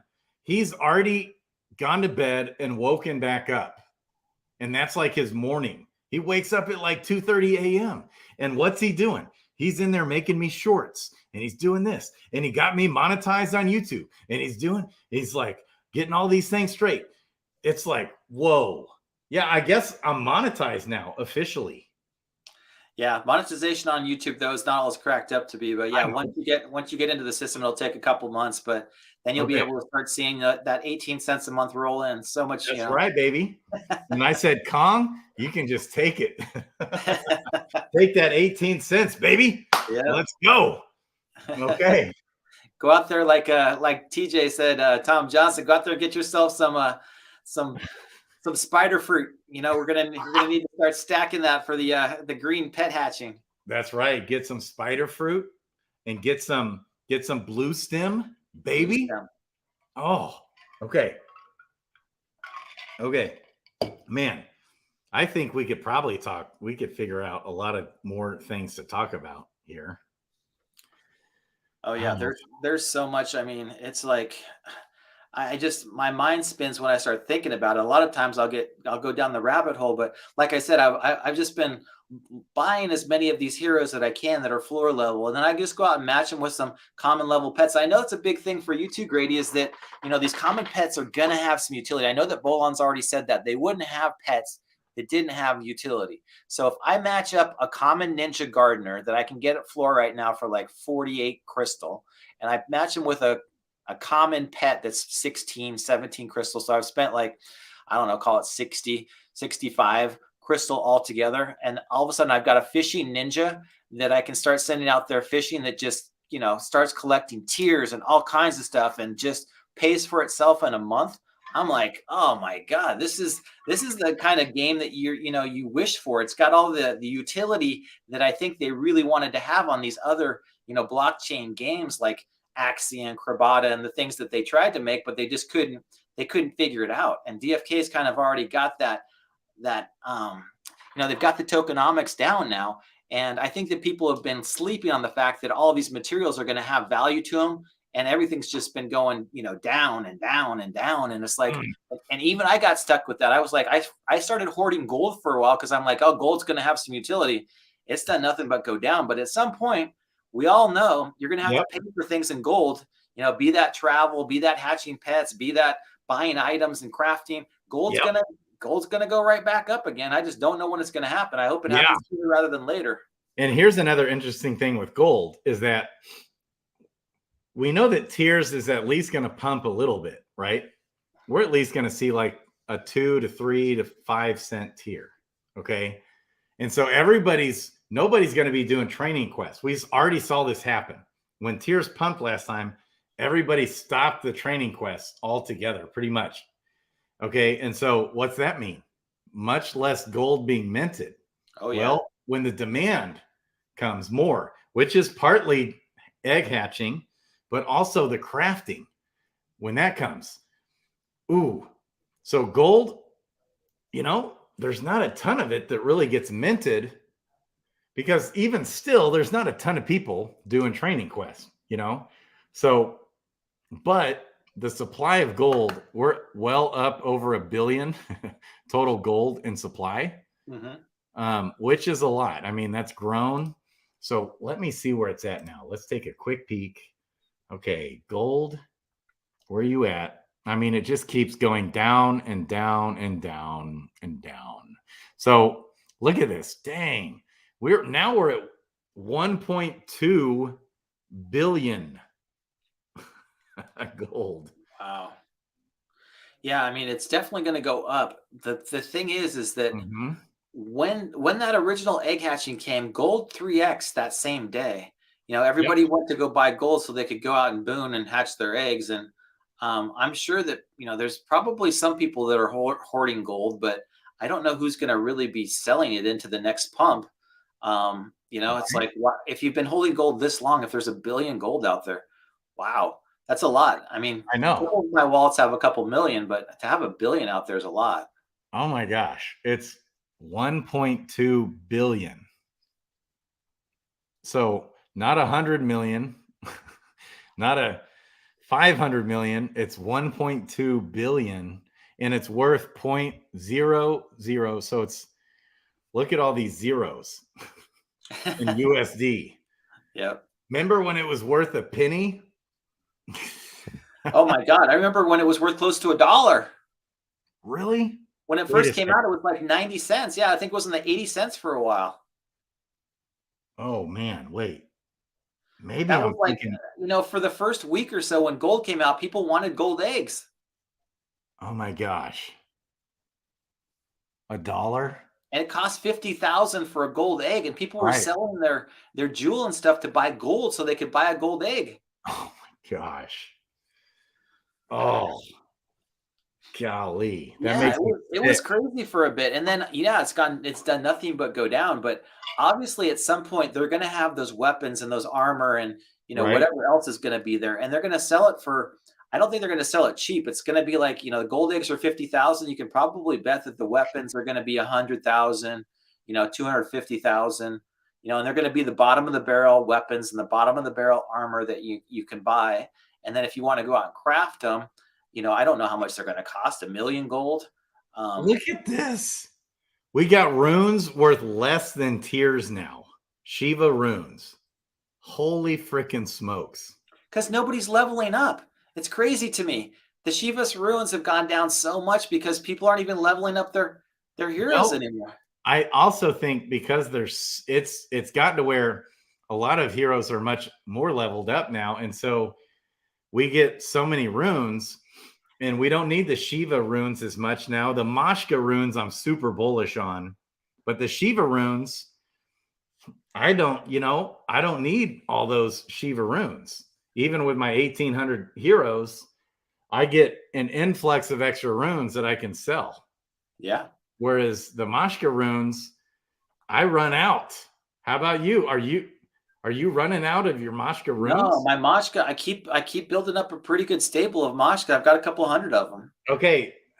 I've got like probably over 800 or 900 heroes now that are over level 10. Uh-huh. How many do you have? I've got a lot. The same. I probably got about 800 that are over level 10. Dang. And you're stacking them. See, I'm not. I'm getting to where I'm leveling so many heroes up to level 12 and 13 and 14 and 15 now that I'm like burning through those runes so fast. I'll buy 100. Okay. And then they'll be gone in a week or two. And that's counting like what I'm gaining on the quest. I never sell them. That's interesting because I find that when I put all of my heroes into profession quests, which not all of them are, when I put them all into profession quests, just like I think it was Light One was talking about, they almost always find exactly what I need. Sometimes I might have to buy a Shiva's ruin. Sometimes I might have to buy 1 or 2 of the Mashka ruins, but I find that I get almost exactly what it is that I need.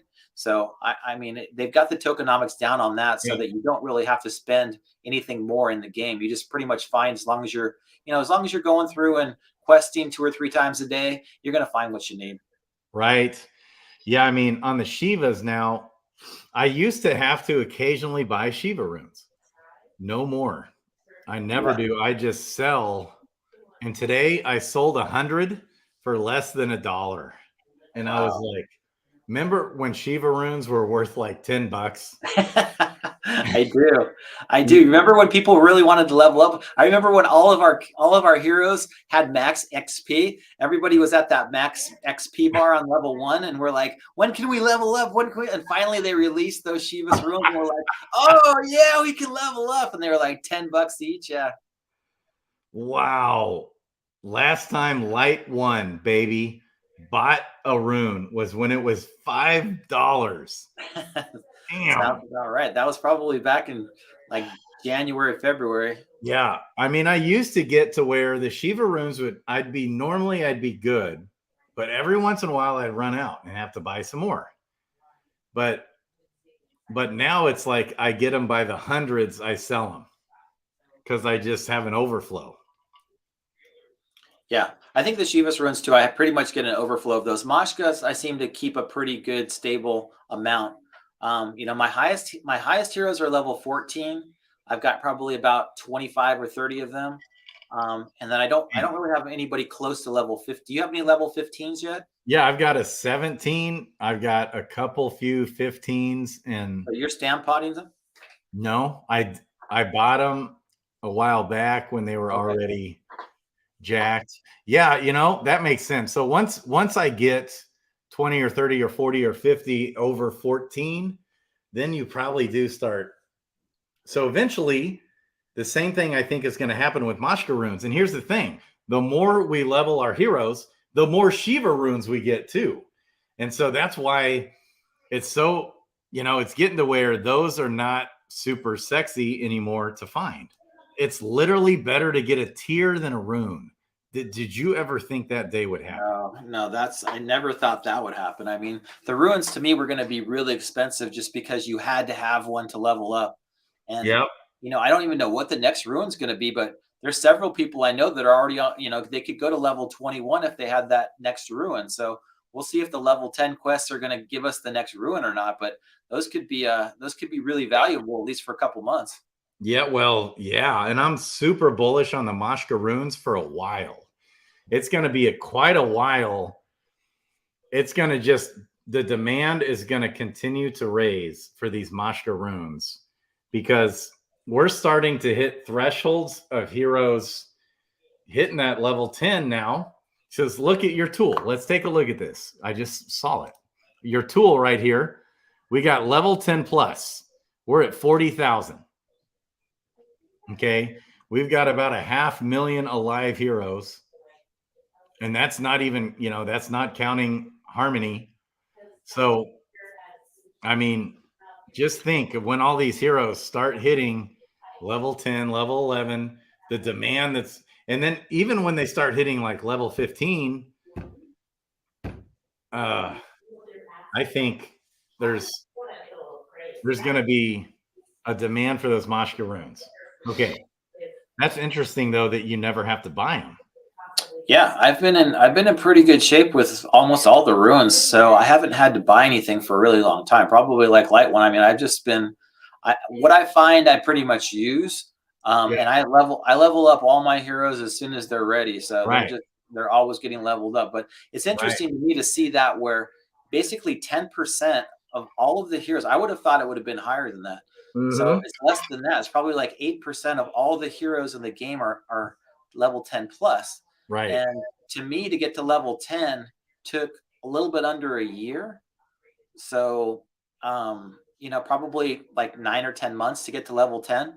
And so if you're talking about 10 months to get to level 10 and you've got, total in the game, you've got over 600,000 heroes. Yeah. I would have thought a lot more would have been over level 10 by now. Right. And now with the botting, with the power-ups and with the pets, that's going to accelerate. And so, man, I'll tell you, I'm just shocked. I never had to buy a Mashka rune for a long. In fact, I did have an overflow for a little while. And I remember I sold off some, but not a ton. I maybe sold off like 50. Now, just like where my hero levels are right now in this stage, I'm constantly needing runes because I got them spread out over 7 wallets. And I'm constantly needing the Mashka runes. And it's like so annoying because I'll run out and it's like, God, I got to go buy one on Klaytn. or I could bridge it, but then the bridge takes a little bit longer, and so I just buy it on Klaytn, and pay probably a premium. What's that? What is the Moshka?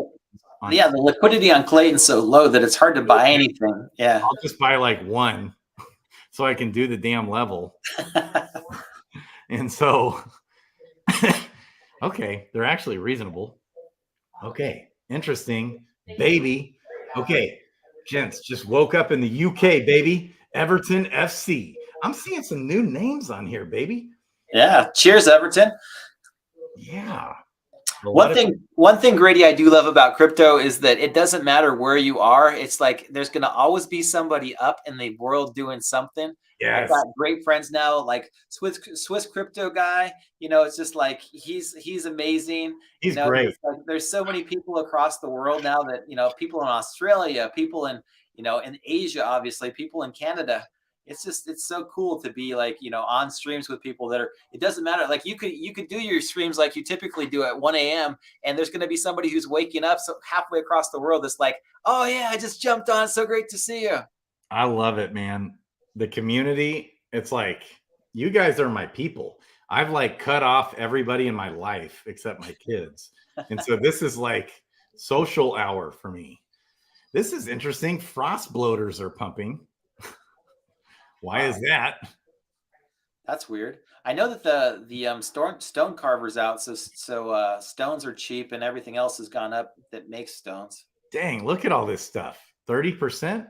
King Pincer's up 30%, 28%, 22, 19, and this is on Crystal Veil. Why are the new items that have zero utility whatsoever pumping? What else? What's going on? Ragweed's pumping, baby. We all need some ragweed, some bloater fish. Okay. Yeah, the stone carver is out. Look, everything's up. Yeah. Wow, look at Blue Stem, 50%.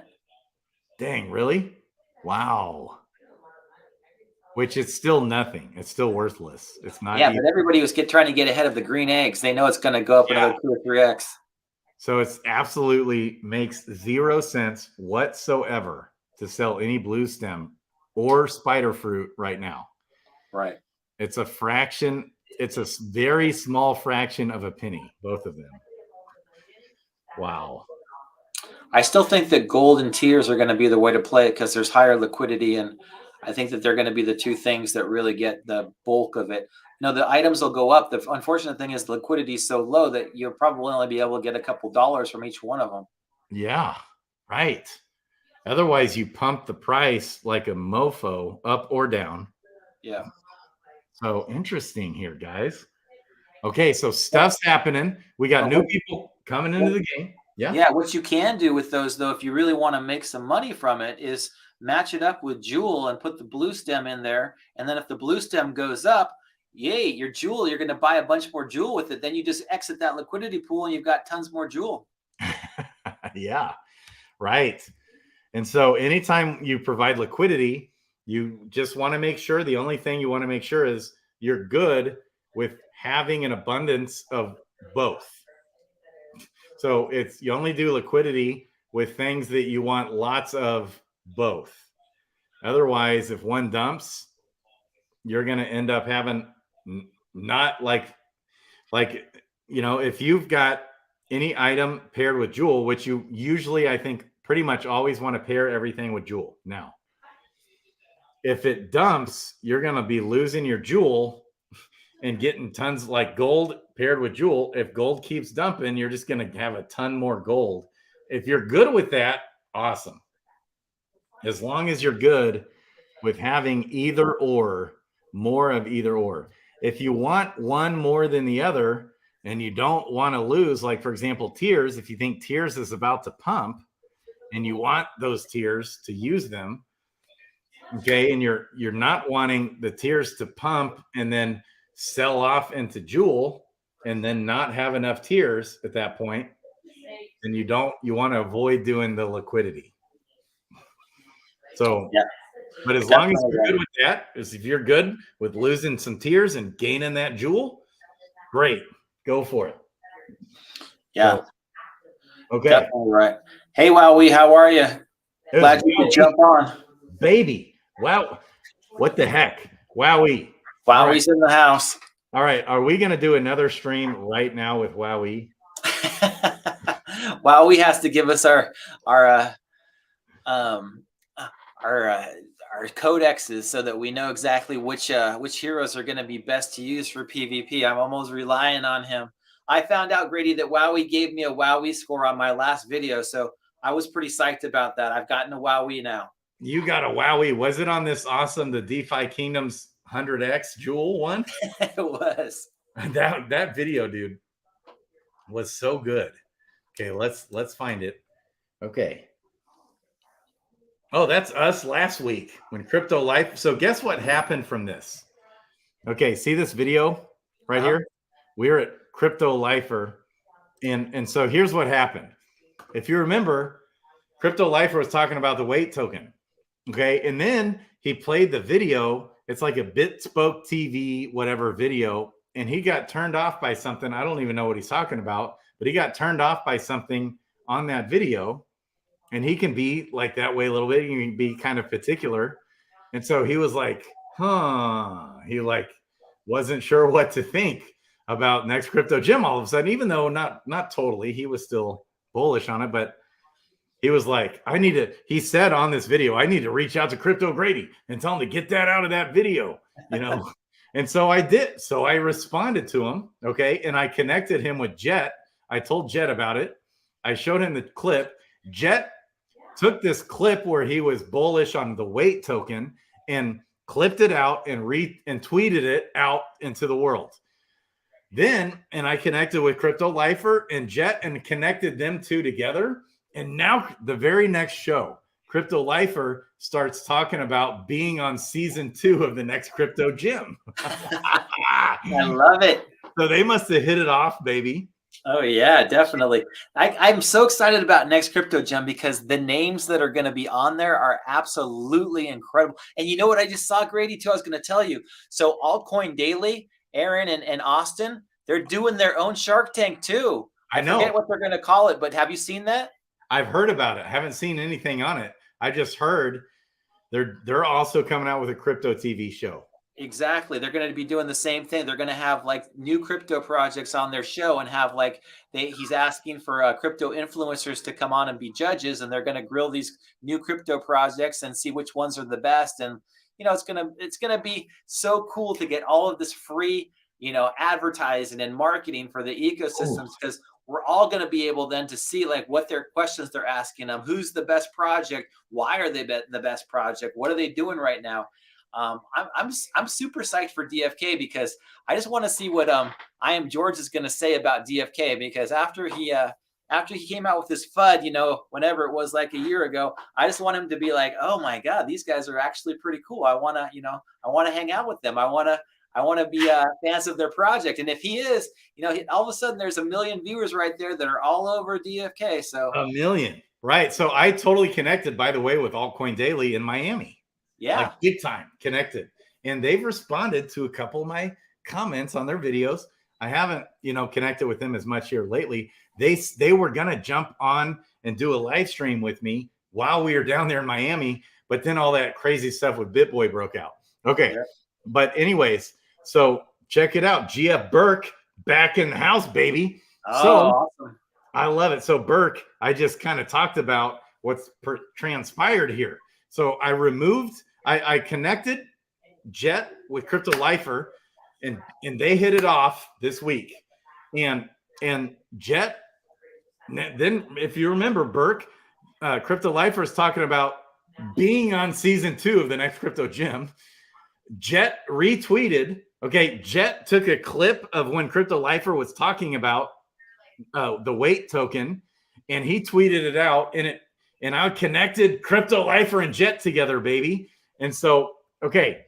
So also, Crypto Lifer just gives me so much love. I love this guy. It's like I'm going to do a clip now that I know how to clip, right? Down here, we can clip stuff, baby. Okay. Yeah. And so I'm going to do a clip and give a shout out to Crypto Lifers, a little prayer to his dad, who I guess is not, his health is not good. And see, he gets like really emotional. I love it. He just wears, Crypto Lifer 100% wears his emotions on his sleeve. And as you can see, Burke made Crypto Lifer a coin. Also, he made me a coin. Oh, that's right. Yeah, that's what we were showing off last week right here. Oh, yeah. Look at that sexy thing. It's beautiful. So damn cool, Burke. That's so awesome. Oh, okay. And so Burke is always in there. And every time I make it into that live stream, Burke's always in there. Love Learning's always in there. Lifer Friends always in there. These are guys that come on the show sometimes. Okay. And they're like absolute freaking, they're like an army, these guys. They're so hardcore. He's like a freaking drill sergeant. He's just Mr. Discipline to the core. Okay. And so, oh, where was I going with this? So I think I'm going to go on the show. So I always like, if I happen to catch them live, I usually try to catch them eventually. A lot of times I'm watching them at 2x speed, a day or 2 or 3 or 4 days late. Okay. I'm just trying to catch up with them. I'm always commenting on his videos. But when I do catch him live, I always try and super chat him and just give him some love. And he always just gives me these big shout outs. I love it. And he talked about me coming on the show, coming on his show. So I think that's happening, baby. Cool. And so there's so much going. I'm so pumped. My head is absolutely spinning. With the connections I keep making in Twitter spaces, different things. I did a Twitter space totally on the fly, zero planning with Crypto Clay today. And I think we're going to make it a regular thing with Sticks intern, baby. He's coming in here. I love it. And anybody else that wants to join, we'll bring you up to speak on these Twitter spaces. I think it's going to be on Mondays, midday sometime. We're going to do that on a weekly basis with Crypto Clay, which was fun. Okay. Baby. That'll be awesome. Yeah. I mean, all these different crypto influencers have all got their own kind of communities of people. And most of them are they're in their own little bubbles. And if they all, for a while there last year in January, February, everybody was DFK. All the bubbles all came together and it made this enormous, giant influence that was just everybody was talking about it. Everybody was saying oh, the Jewel token, it's Axie Infinity, but better, the Jewel. And I was like, wow, this is what happens when everybody talks about something. All of a sudden, everybody comes in and buys and buys and buys. And it was just wow, I hadn't seen anything like that happen before. But when it did, it was whoa, Jewel went from wherever it was to $20 really quick, under a month. I was like, how did that happen? And all it was, all these people just all came in at the same time and they all started talking. And I know that everybody watches each other's channels. So when one person starts talking about it, the other guy will start talking about it. And then the other guy will say, what about this? And then they'll do some research and then everybody's like, oh, wow, this looks good. I want to get into that. So, Hey, so, and then I think it was this morning, somebody asked about the Harmony 1 token. And George straight up says, I talked to DeFi Kingdoms all about this. George said this. George said it. I talked to where did George talk to DeFi Kingdoms all about the 1 token? Whoa, where could it have been? Where could that have been? And so DeFi Kingdoms got a minor little shout out and he shot down Harmony 1 hard. George did. So he evidently talked quite a bit with DeFi Kingdoms about Harmony 1. Interesting. Remember the conversation that we had, Grady, at ETH Denver with the guys? I forget the project. Remember the project where all the smart guys from Harmony went over and formed their own blockchain? Oh yeah. Which project? What was that called? Findora, right? Findora, that was it? Findora. Yeah, that one was interesting. Yeah, there was when we were at ETH Denver, I think Ogre was talking about it. He's like, yeah, all the guys that were really smart at Harmony went to go form their own blockchain now. And it's got total anonymity. So you can actually do things that, can't be seen on the blockchain, and you can make these mystery games and stuff. So, people have this constant, they don't know exactly, where the items are, or what the things are going on. But yeah, that Fendora, I think that Climb Crypto was talking about. I think we talked about that. He started a validator or something. But yeah, the guys at Fendora were there, and they were talking about like, yeah, their days at Harmony and what they did, and that they got out and formed their own blockchain because they wanted to take the best parts of Harmony and put it onto a totally new, totally different chain, and it's pretty cool. And they seemed real legit. They seemed solid. They're smart guys. Yeah, there's all these people that form their own blockchains. I'm like, okay, you went out and actually made your own blockchain. Pretty cool. Yeah. Wow, guys, listen, there is so much going. Also, so I was going to say earlier, George and Brian D. Evans are doing a weekly show specifically looking for projects that are either launching right now or are under a $50 million market cap. Okay. Guess what I'm hitting them up on hard? Oh, yeah. Dragons Crossing, baby. Oh, yeah. Okay? Because I've already hit them up so much on DeFi Kingdoms. I'm so bullish on that whole situation. So Dragons Crossing, and he bookmarked, I tweeted. So if you come here to Cryptos RS, let's do this. Let's search at Crypt. So be sure, guys, come in here. Okay, I'm gonna actually Cryptos RS. Come in here. I'm gonna post this right now. Okay, so when I click on this, he's doing this new show coming. Okay, FOMO or pass. Every week, Brian D. Evans, who's also a judge on Next Crypto Gym, who's got 1.1 million followers, who let me on to his Twitter Spaces. I was up there chatting with them, baby. Okay, and they're gonna start doing this weekly. And I will invite one early stage project on the show to pitch their idea. We will ask the tough questions, determine if they are FOMO worthy or not. Please tag your favorite new projects to apply. Projects that are applying, make sure your DM is open. Okay, so look what I did. I tagged, boom, Dragons Crossing, baby, put in the trailer and all that. So here's what I'm going to do right now. Okay, I am wanting to share. Hello, share, copy link. And I'm putting that in the chat. Be sure, people, to shout this one out. I was tweeting I don't like to tweet too much, okay? Because I want people to actually have the bell button on my Twitter. And so I try to be very conscious of that, just so you guys know. So I only tweet when it's like really important and it's worth your attention. But today it was just madness. There's so much going. Okay. Yes. So guess who bookmarked this tweet? Notice, baby. Oh, man. It was bookmarked. Hang on. Am I on the right one? Oh, no. Okay. Hang on. It's right here. 2 bookmarks. Who do you think did that? Baby. And who was it? It was George. George did it? Yeah. Nice. See, we can't click on it though. I'm just assuming. Oh. who else would have? So then I super chatted him tonight about, not about it. I just said, hey, I'm really excited about this. And then he said, yeah, we got some interesting projects on there. And he already knew, I just know that he knew he said there was about a dozen interesting projects on there we're looking at. And I get this vibe. Listen.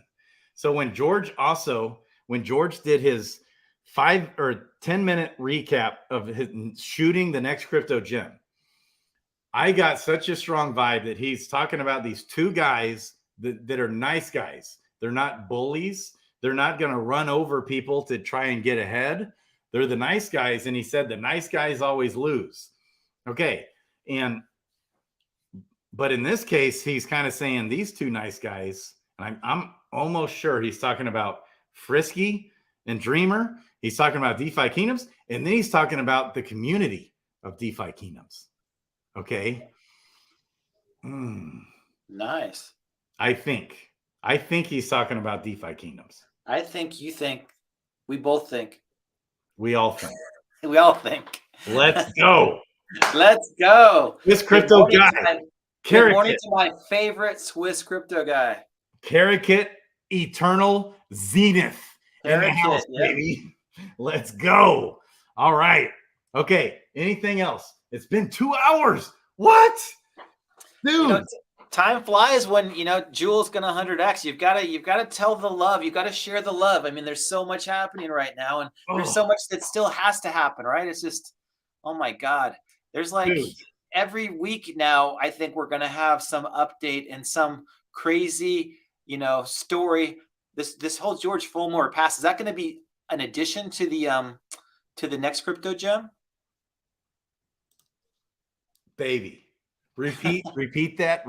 So is George doing this Fulmore pass with Brian? That's an addition to the next crypto gem? Yes, every week he's doing this show with Brian. And it's just going to be 5 minutes. They get to spiel. Then a 15 to 20 minute hard talk. Like they're going to be pushing back, asking the hard questions. Ooh, and who better on earth than Dragons Crossing that is literally coming to be the best? Like they're trying to pave the trail. They're trying to set a standard for sustainable tokenomics and gameplay and NFT. Ooh, so this is so funny. Burke, listen, Burke, right here. I used to get people saying this all the time. I used to start off my show. I started starting off my show. I'm Grady. We're all Grady. Okay. Welcome to Crypto Grady. I am Grady. We're all Grady. Like George does so many streams, he just gets tired. And so he's just kind of like, he says that and he's like zero energy behind it. Yeah. So anyways, so funny that he just said that. JQ. Okay. This is the time warp, boys and girls. We're at 2 hours and 1 minute. How is that even possible? I feel like I could just keep going. Sticks. Yeah, time slows down. It's like, there's so much going on. It's crazy. I'm excited, Grady, about looking back at these videos. That's the reason why I was putting them together, because, I started in the middle of COVID and I'm like, I just want to see what happens going forward. If the world ends, if we keep going, what everything happens from here on out. And it was just like, you want to be able to put down your history and be able to share it with people, good, bad, or indifferent. And there's just like so many really cool things happening. I love the DFK community so much. I've met so many really cool people, from ETH Denver to Miami to coming up at the 3XP. I really hope that Bolon, I hope that DFK wins at least a portion of that 25K, because I can't wait to give it back to people, for people that, want to come out and enjoy and have fun. And we'll have a great time when we're there. It's going to be fun. Sergeant and I are like so stoked about going up there. He's got a couple things to do, but yeah, I'm super stoked about it. Baby. Dude. So tomorrow's going to be yes. I can't wait to hang with you again. Kristian Peter, for the third time, we're going to meet. Make sure everybody in the description below, like, subscribe, bell button, this man, Kristian Peter, on both his DFK Today and Kristian Peter's personal stuff. He makes absolutely phenomenal freaking videos. I started coming here earlier, but I couldn't help myself to talk about this.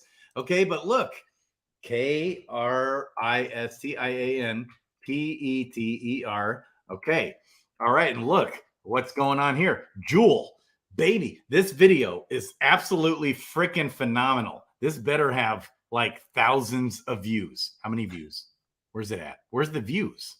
Share, copy, people, like. Okay, only 59 comments. Let's go. People, Burke, you got to watch this video. It's a shorty. It's a shorty, but it's a goodie, baby. Everybody, watch this freaking video. Like, subscribe, bell button. Where's the views at? Where's it at? Where's the views? I'm not sure. We used to have like probably 400 or 500, but yeah, we need to get a lot more. Just go ahead and share it. It's hard to get crypto views now because, as you know, they kind of throttle it. It used to be a lot higher than it was. So the I more know. that you like, share, do all those things, it gets out there to everybody.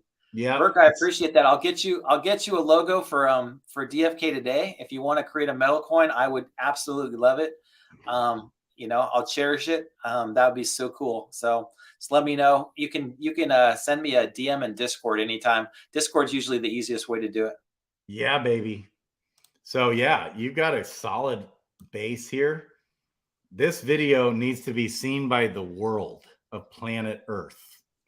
Right. Grady, I was thinking of you when I made that because for those of you that don't know, I have the video. I have it on my phone still of when you were screaming at East Denver when that girl was up on stage, that great comedian. She was so hilarious, but you kept saying, yeah. And then she goes, okay, guy who's yelling out in the audience, you get a t-shirt. And you ran up on stage and she gave you a t-shirt and she's like, what project are you from? And he's like, well, I'm not really part of the DFK team, but I love DeFi Kingdoms, baby. Best tokenomics, best this, best. And she goes, okay, that's enough. You don't get to show your project. But I was like, dude, you just need the 30-second elevator pitch that you can give to everybody that asked you so that you can be like, here you go. Watch this. This is why I'm bullish. This is the reason why. Short, to the point, boom, done. Done.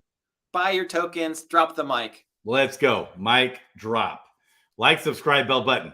This guy right here. This video is awesome. Even Slow Mad was intrigued by this man's video. Okay.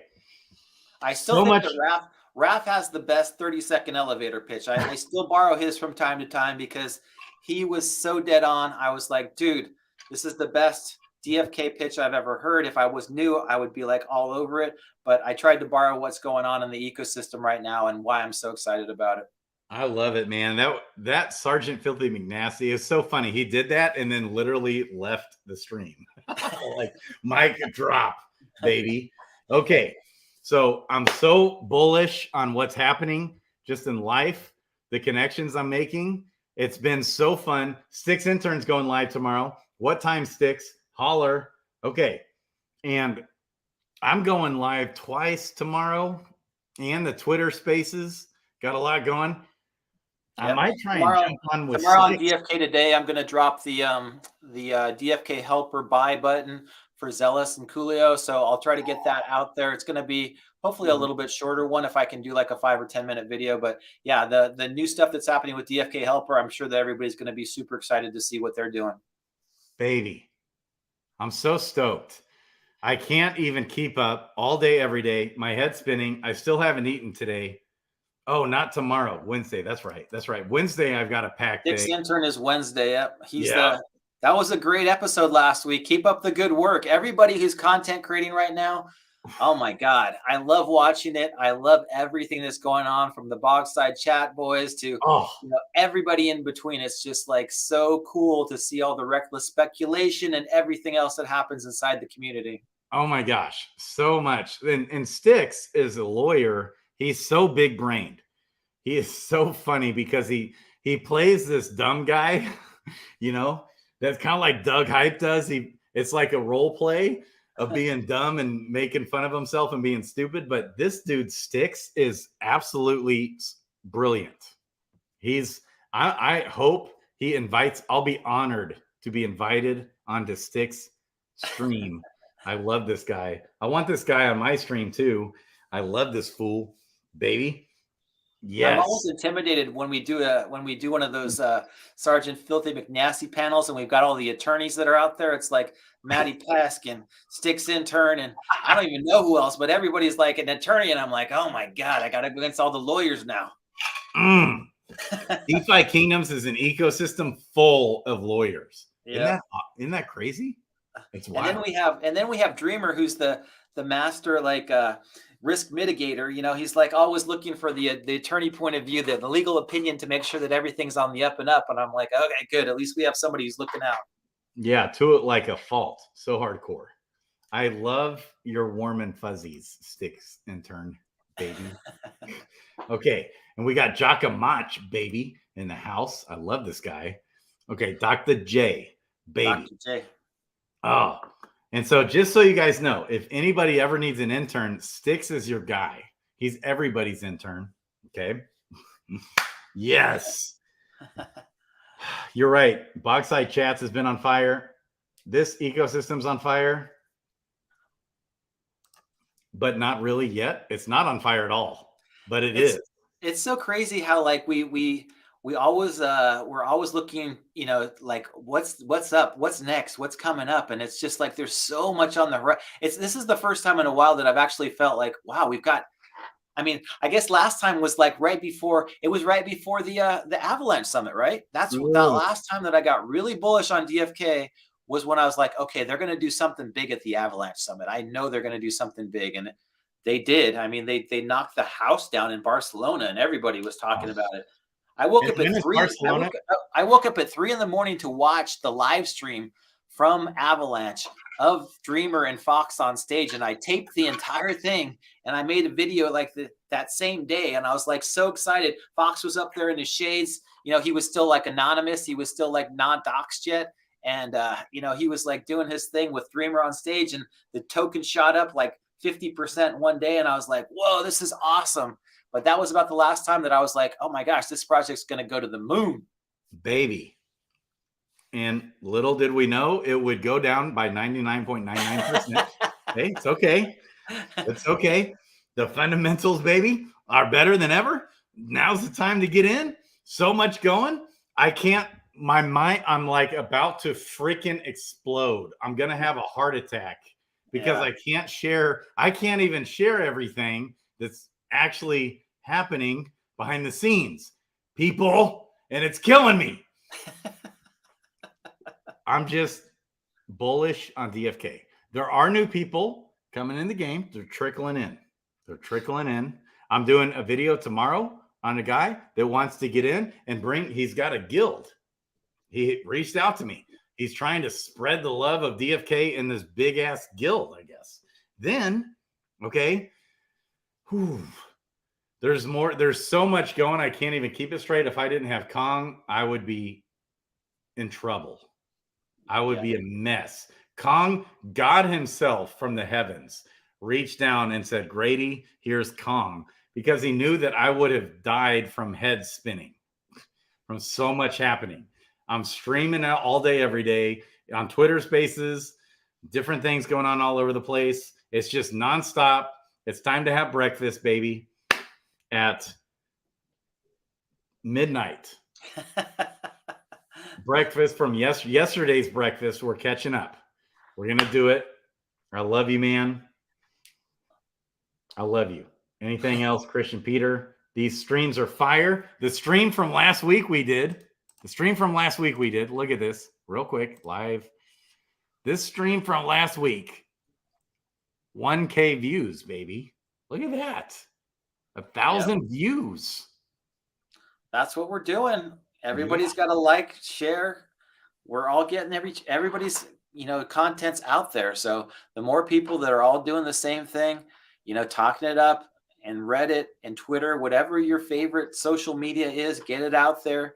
You know, it's fun. And, you know, it's the whole thing too. Content creators, we're all out there to do the same thing. We want to do a good job. We want to do a good job for the community. We want each other to be happy at the end of the day. And I know I reached out to Grady a couple months ago and I said, hey, if you need anything, let me know, because it's a thankless job, right? It's like you put your heart and soul into this. And, you know, I just know personally that I look at everything that comes in. I'm like, who disliked my video? You know, I want it to be perfect 100% every single time. And so, you know, the more of you that are out there, the more of you that are showing love and support, the better it is for all of us. Oh my gosh. Look at JQ. Kristian, I wait for your vids to come out after seeing your video about DFK. I got into DFK almost 1.5 years ago. Nice to see you here today, live with Grady. JQ, same thing. He was a big part of me getting into DFK 1 year ago. Yeah, I apologize for you getting in 1.5 years ago. I wish you would have got in half a year ago, so you'd be on the way up right now. But hopefully we'll all ride this up together, and it'll be much more fun on the way up than it was on the way down. Yep. And when the more haters you get, it means good. There's been a grace that's come down on me because I'm kind of like Crypto Lifer. So Crypto Lifer's like wears his emotions on his sleeve. And I would like not be able to sleep at night from haters. Okay. And it would toss and turn. Oh, And it yeah. would bother me and this and that. But now something happened, and it actually came, believe it or not, from Miles from Crypto Banter. I've seen over time how he handles the haters. And something just hit me, and now it like doesn't bother me at all. It's like sleep just fine, no worries. Anyways, that's a little breakthrough I've had. That's been cool. That's good. Yeah. I mean, if you can shrug it off, I mean, there's going to always be the haters that are out there. And I always feel like somebody needs a hug. So, the more people that we can love on and hug on, and no matter what happens, you can talk bad about us, but we're going to bounce back. We're going to all be there tomorrow, and we're going to be doing the same thing. Yep. And being an empath, it's like so hard sometimes to not let it get to me, or like I'm tossing, because I'm like, I want to set the record straight. That's how I'm wired. It's like, but somehow that was like released. It's interesting. It's a psychological thing. Love you, Robin Hood, baby. Good to see you here. Miss you guys. All right, we're done. I've said that for the last 20 minutes. Okay. Love you guys. Subscribe. Any final words? Next week. Yes, next week we're gonna keep going every Monday, baby. Live with Christian Peter and Crypto Grady. Booyah. We're out. Love you guys.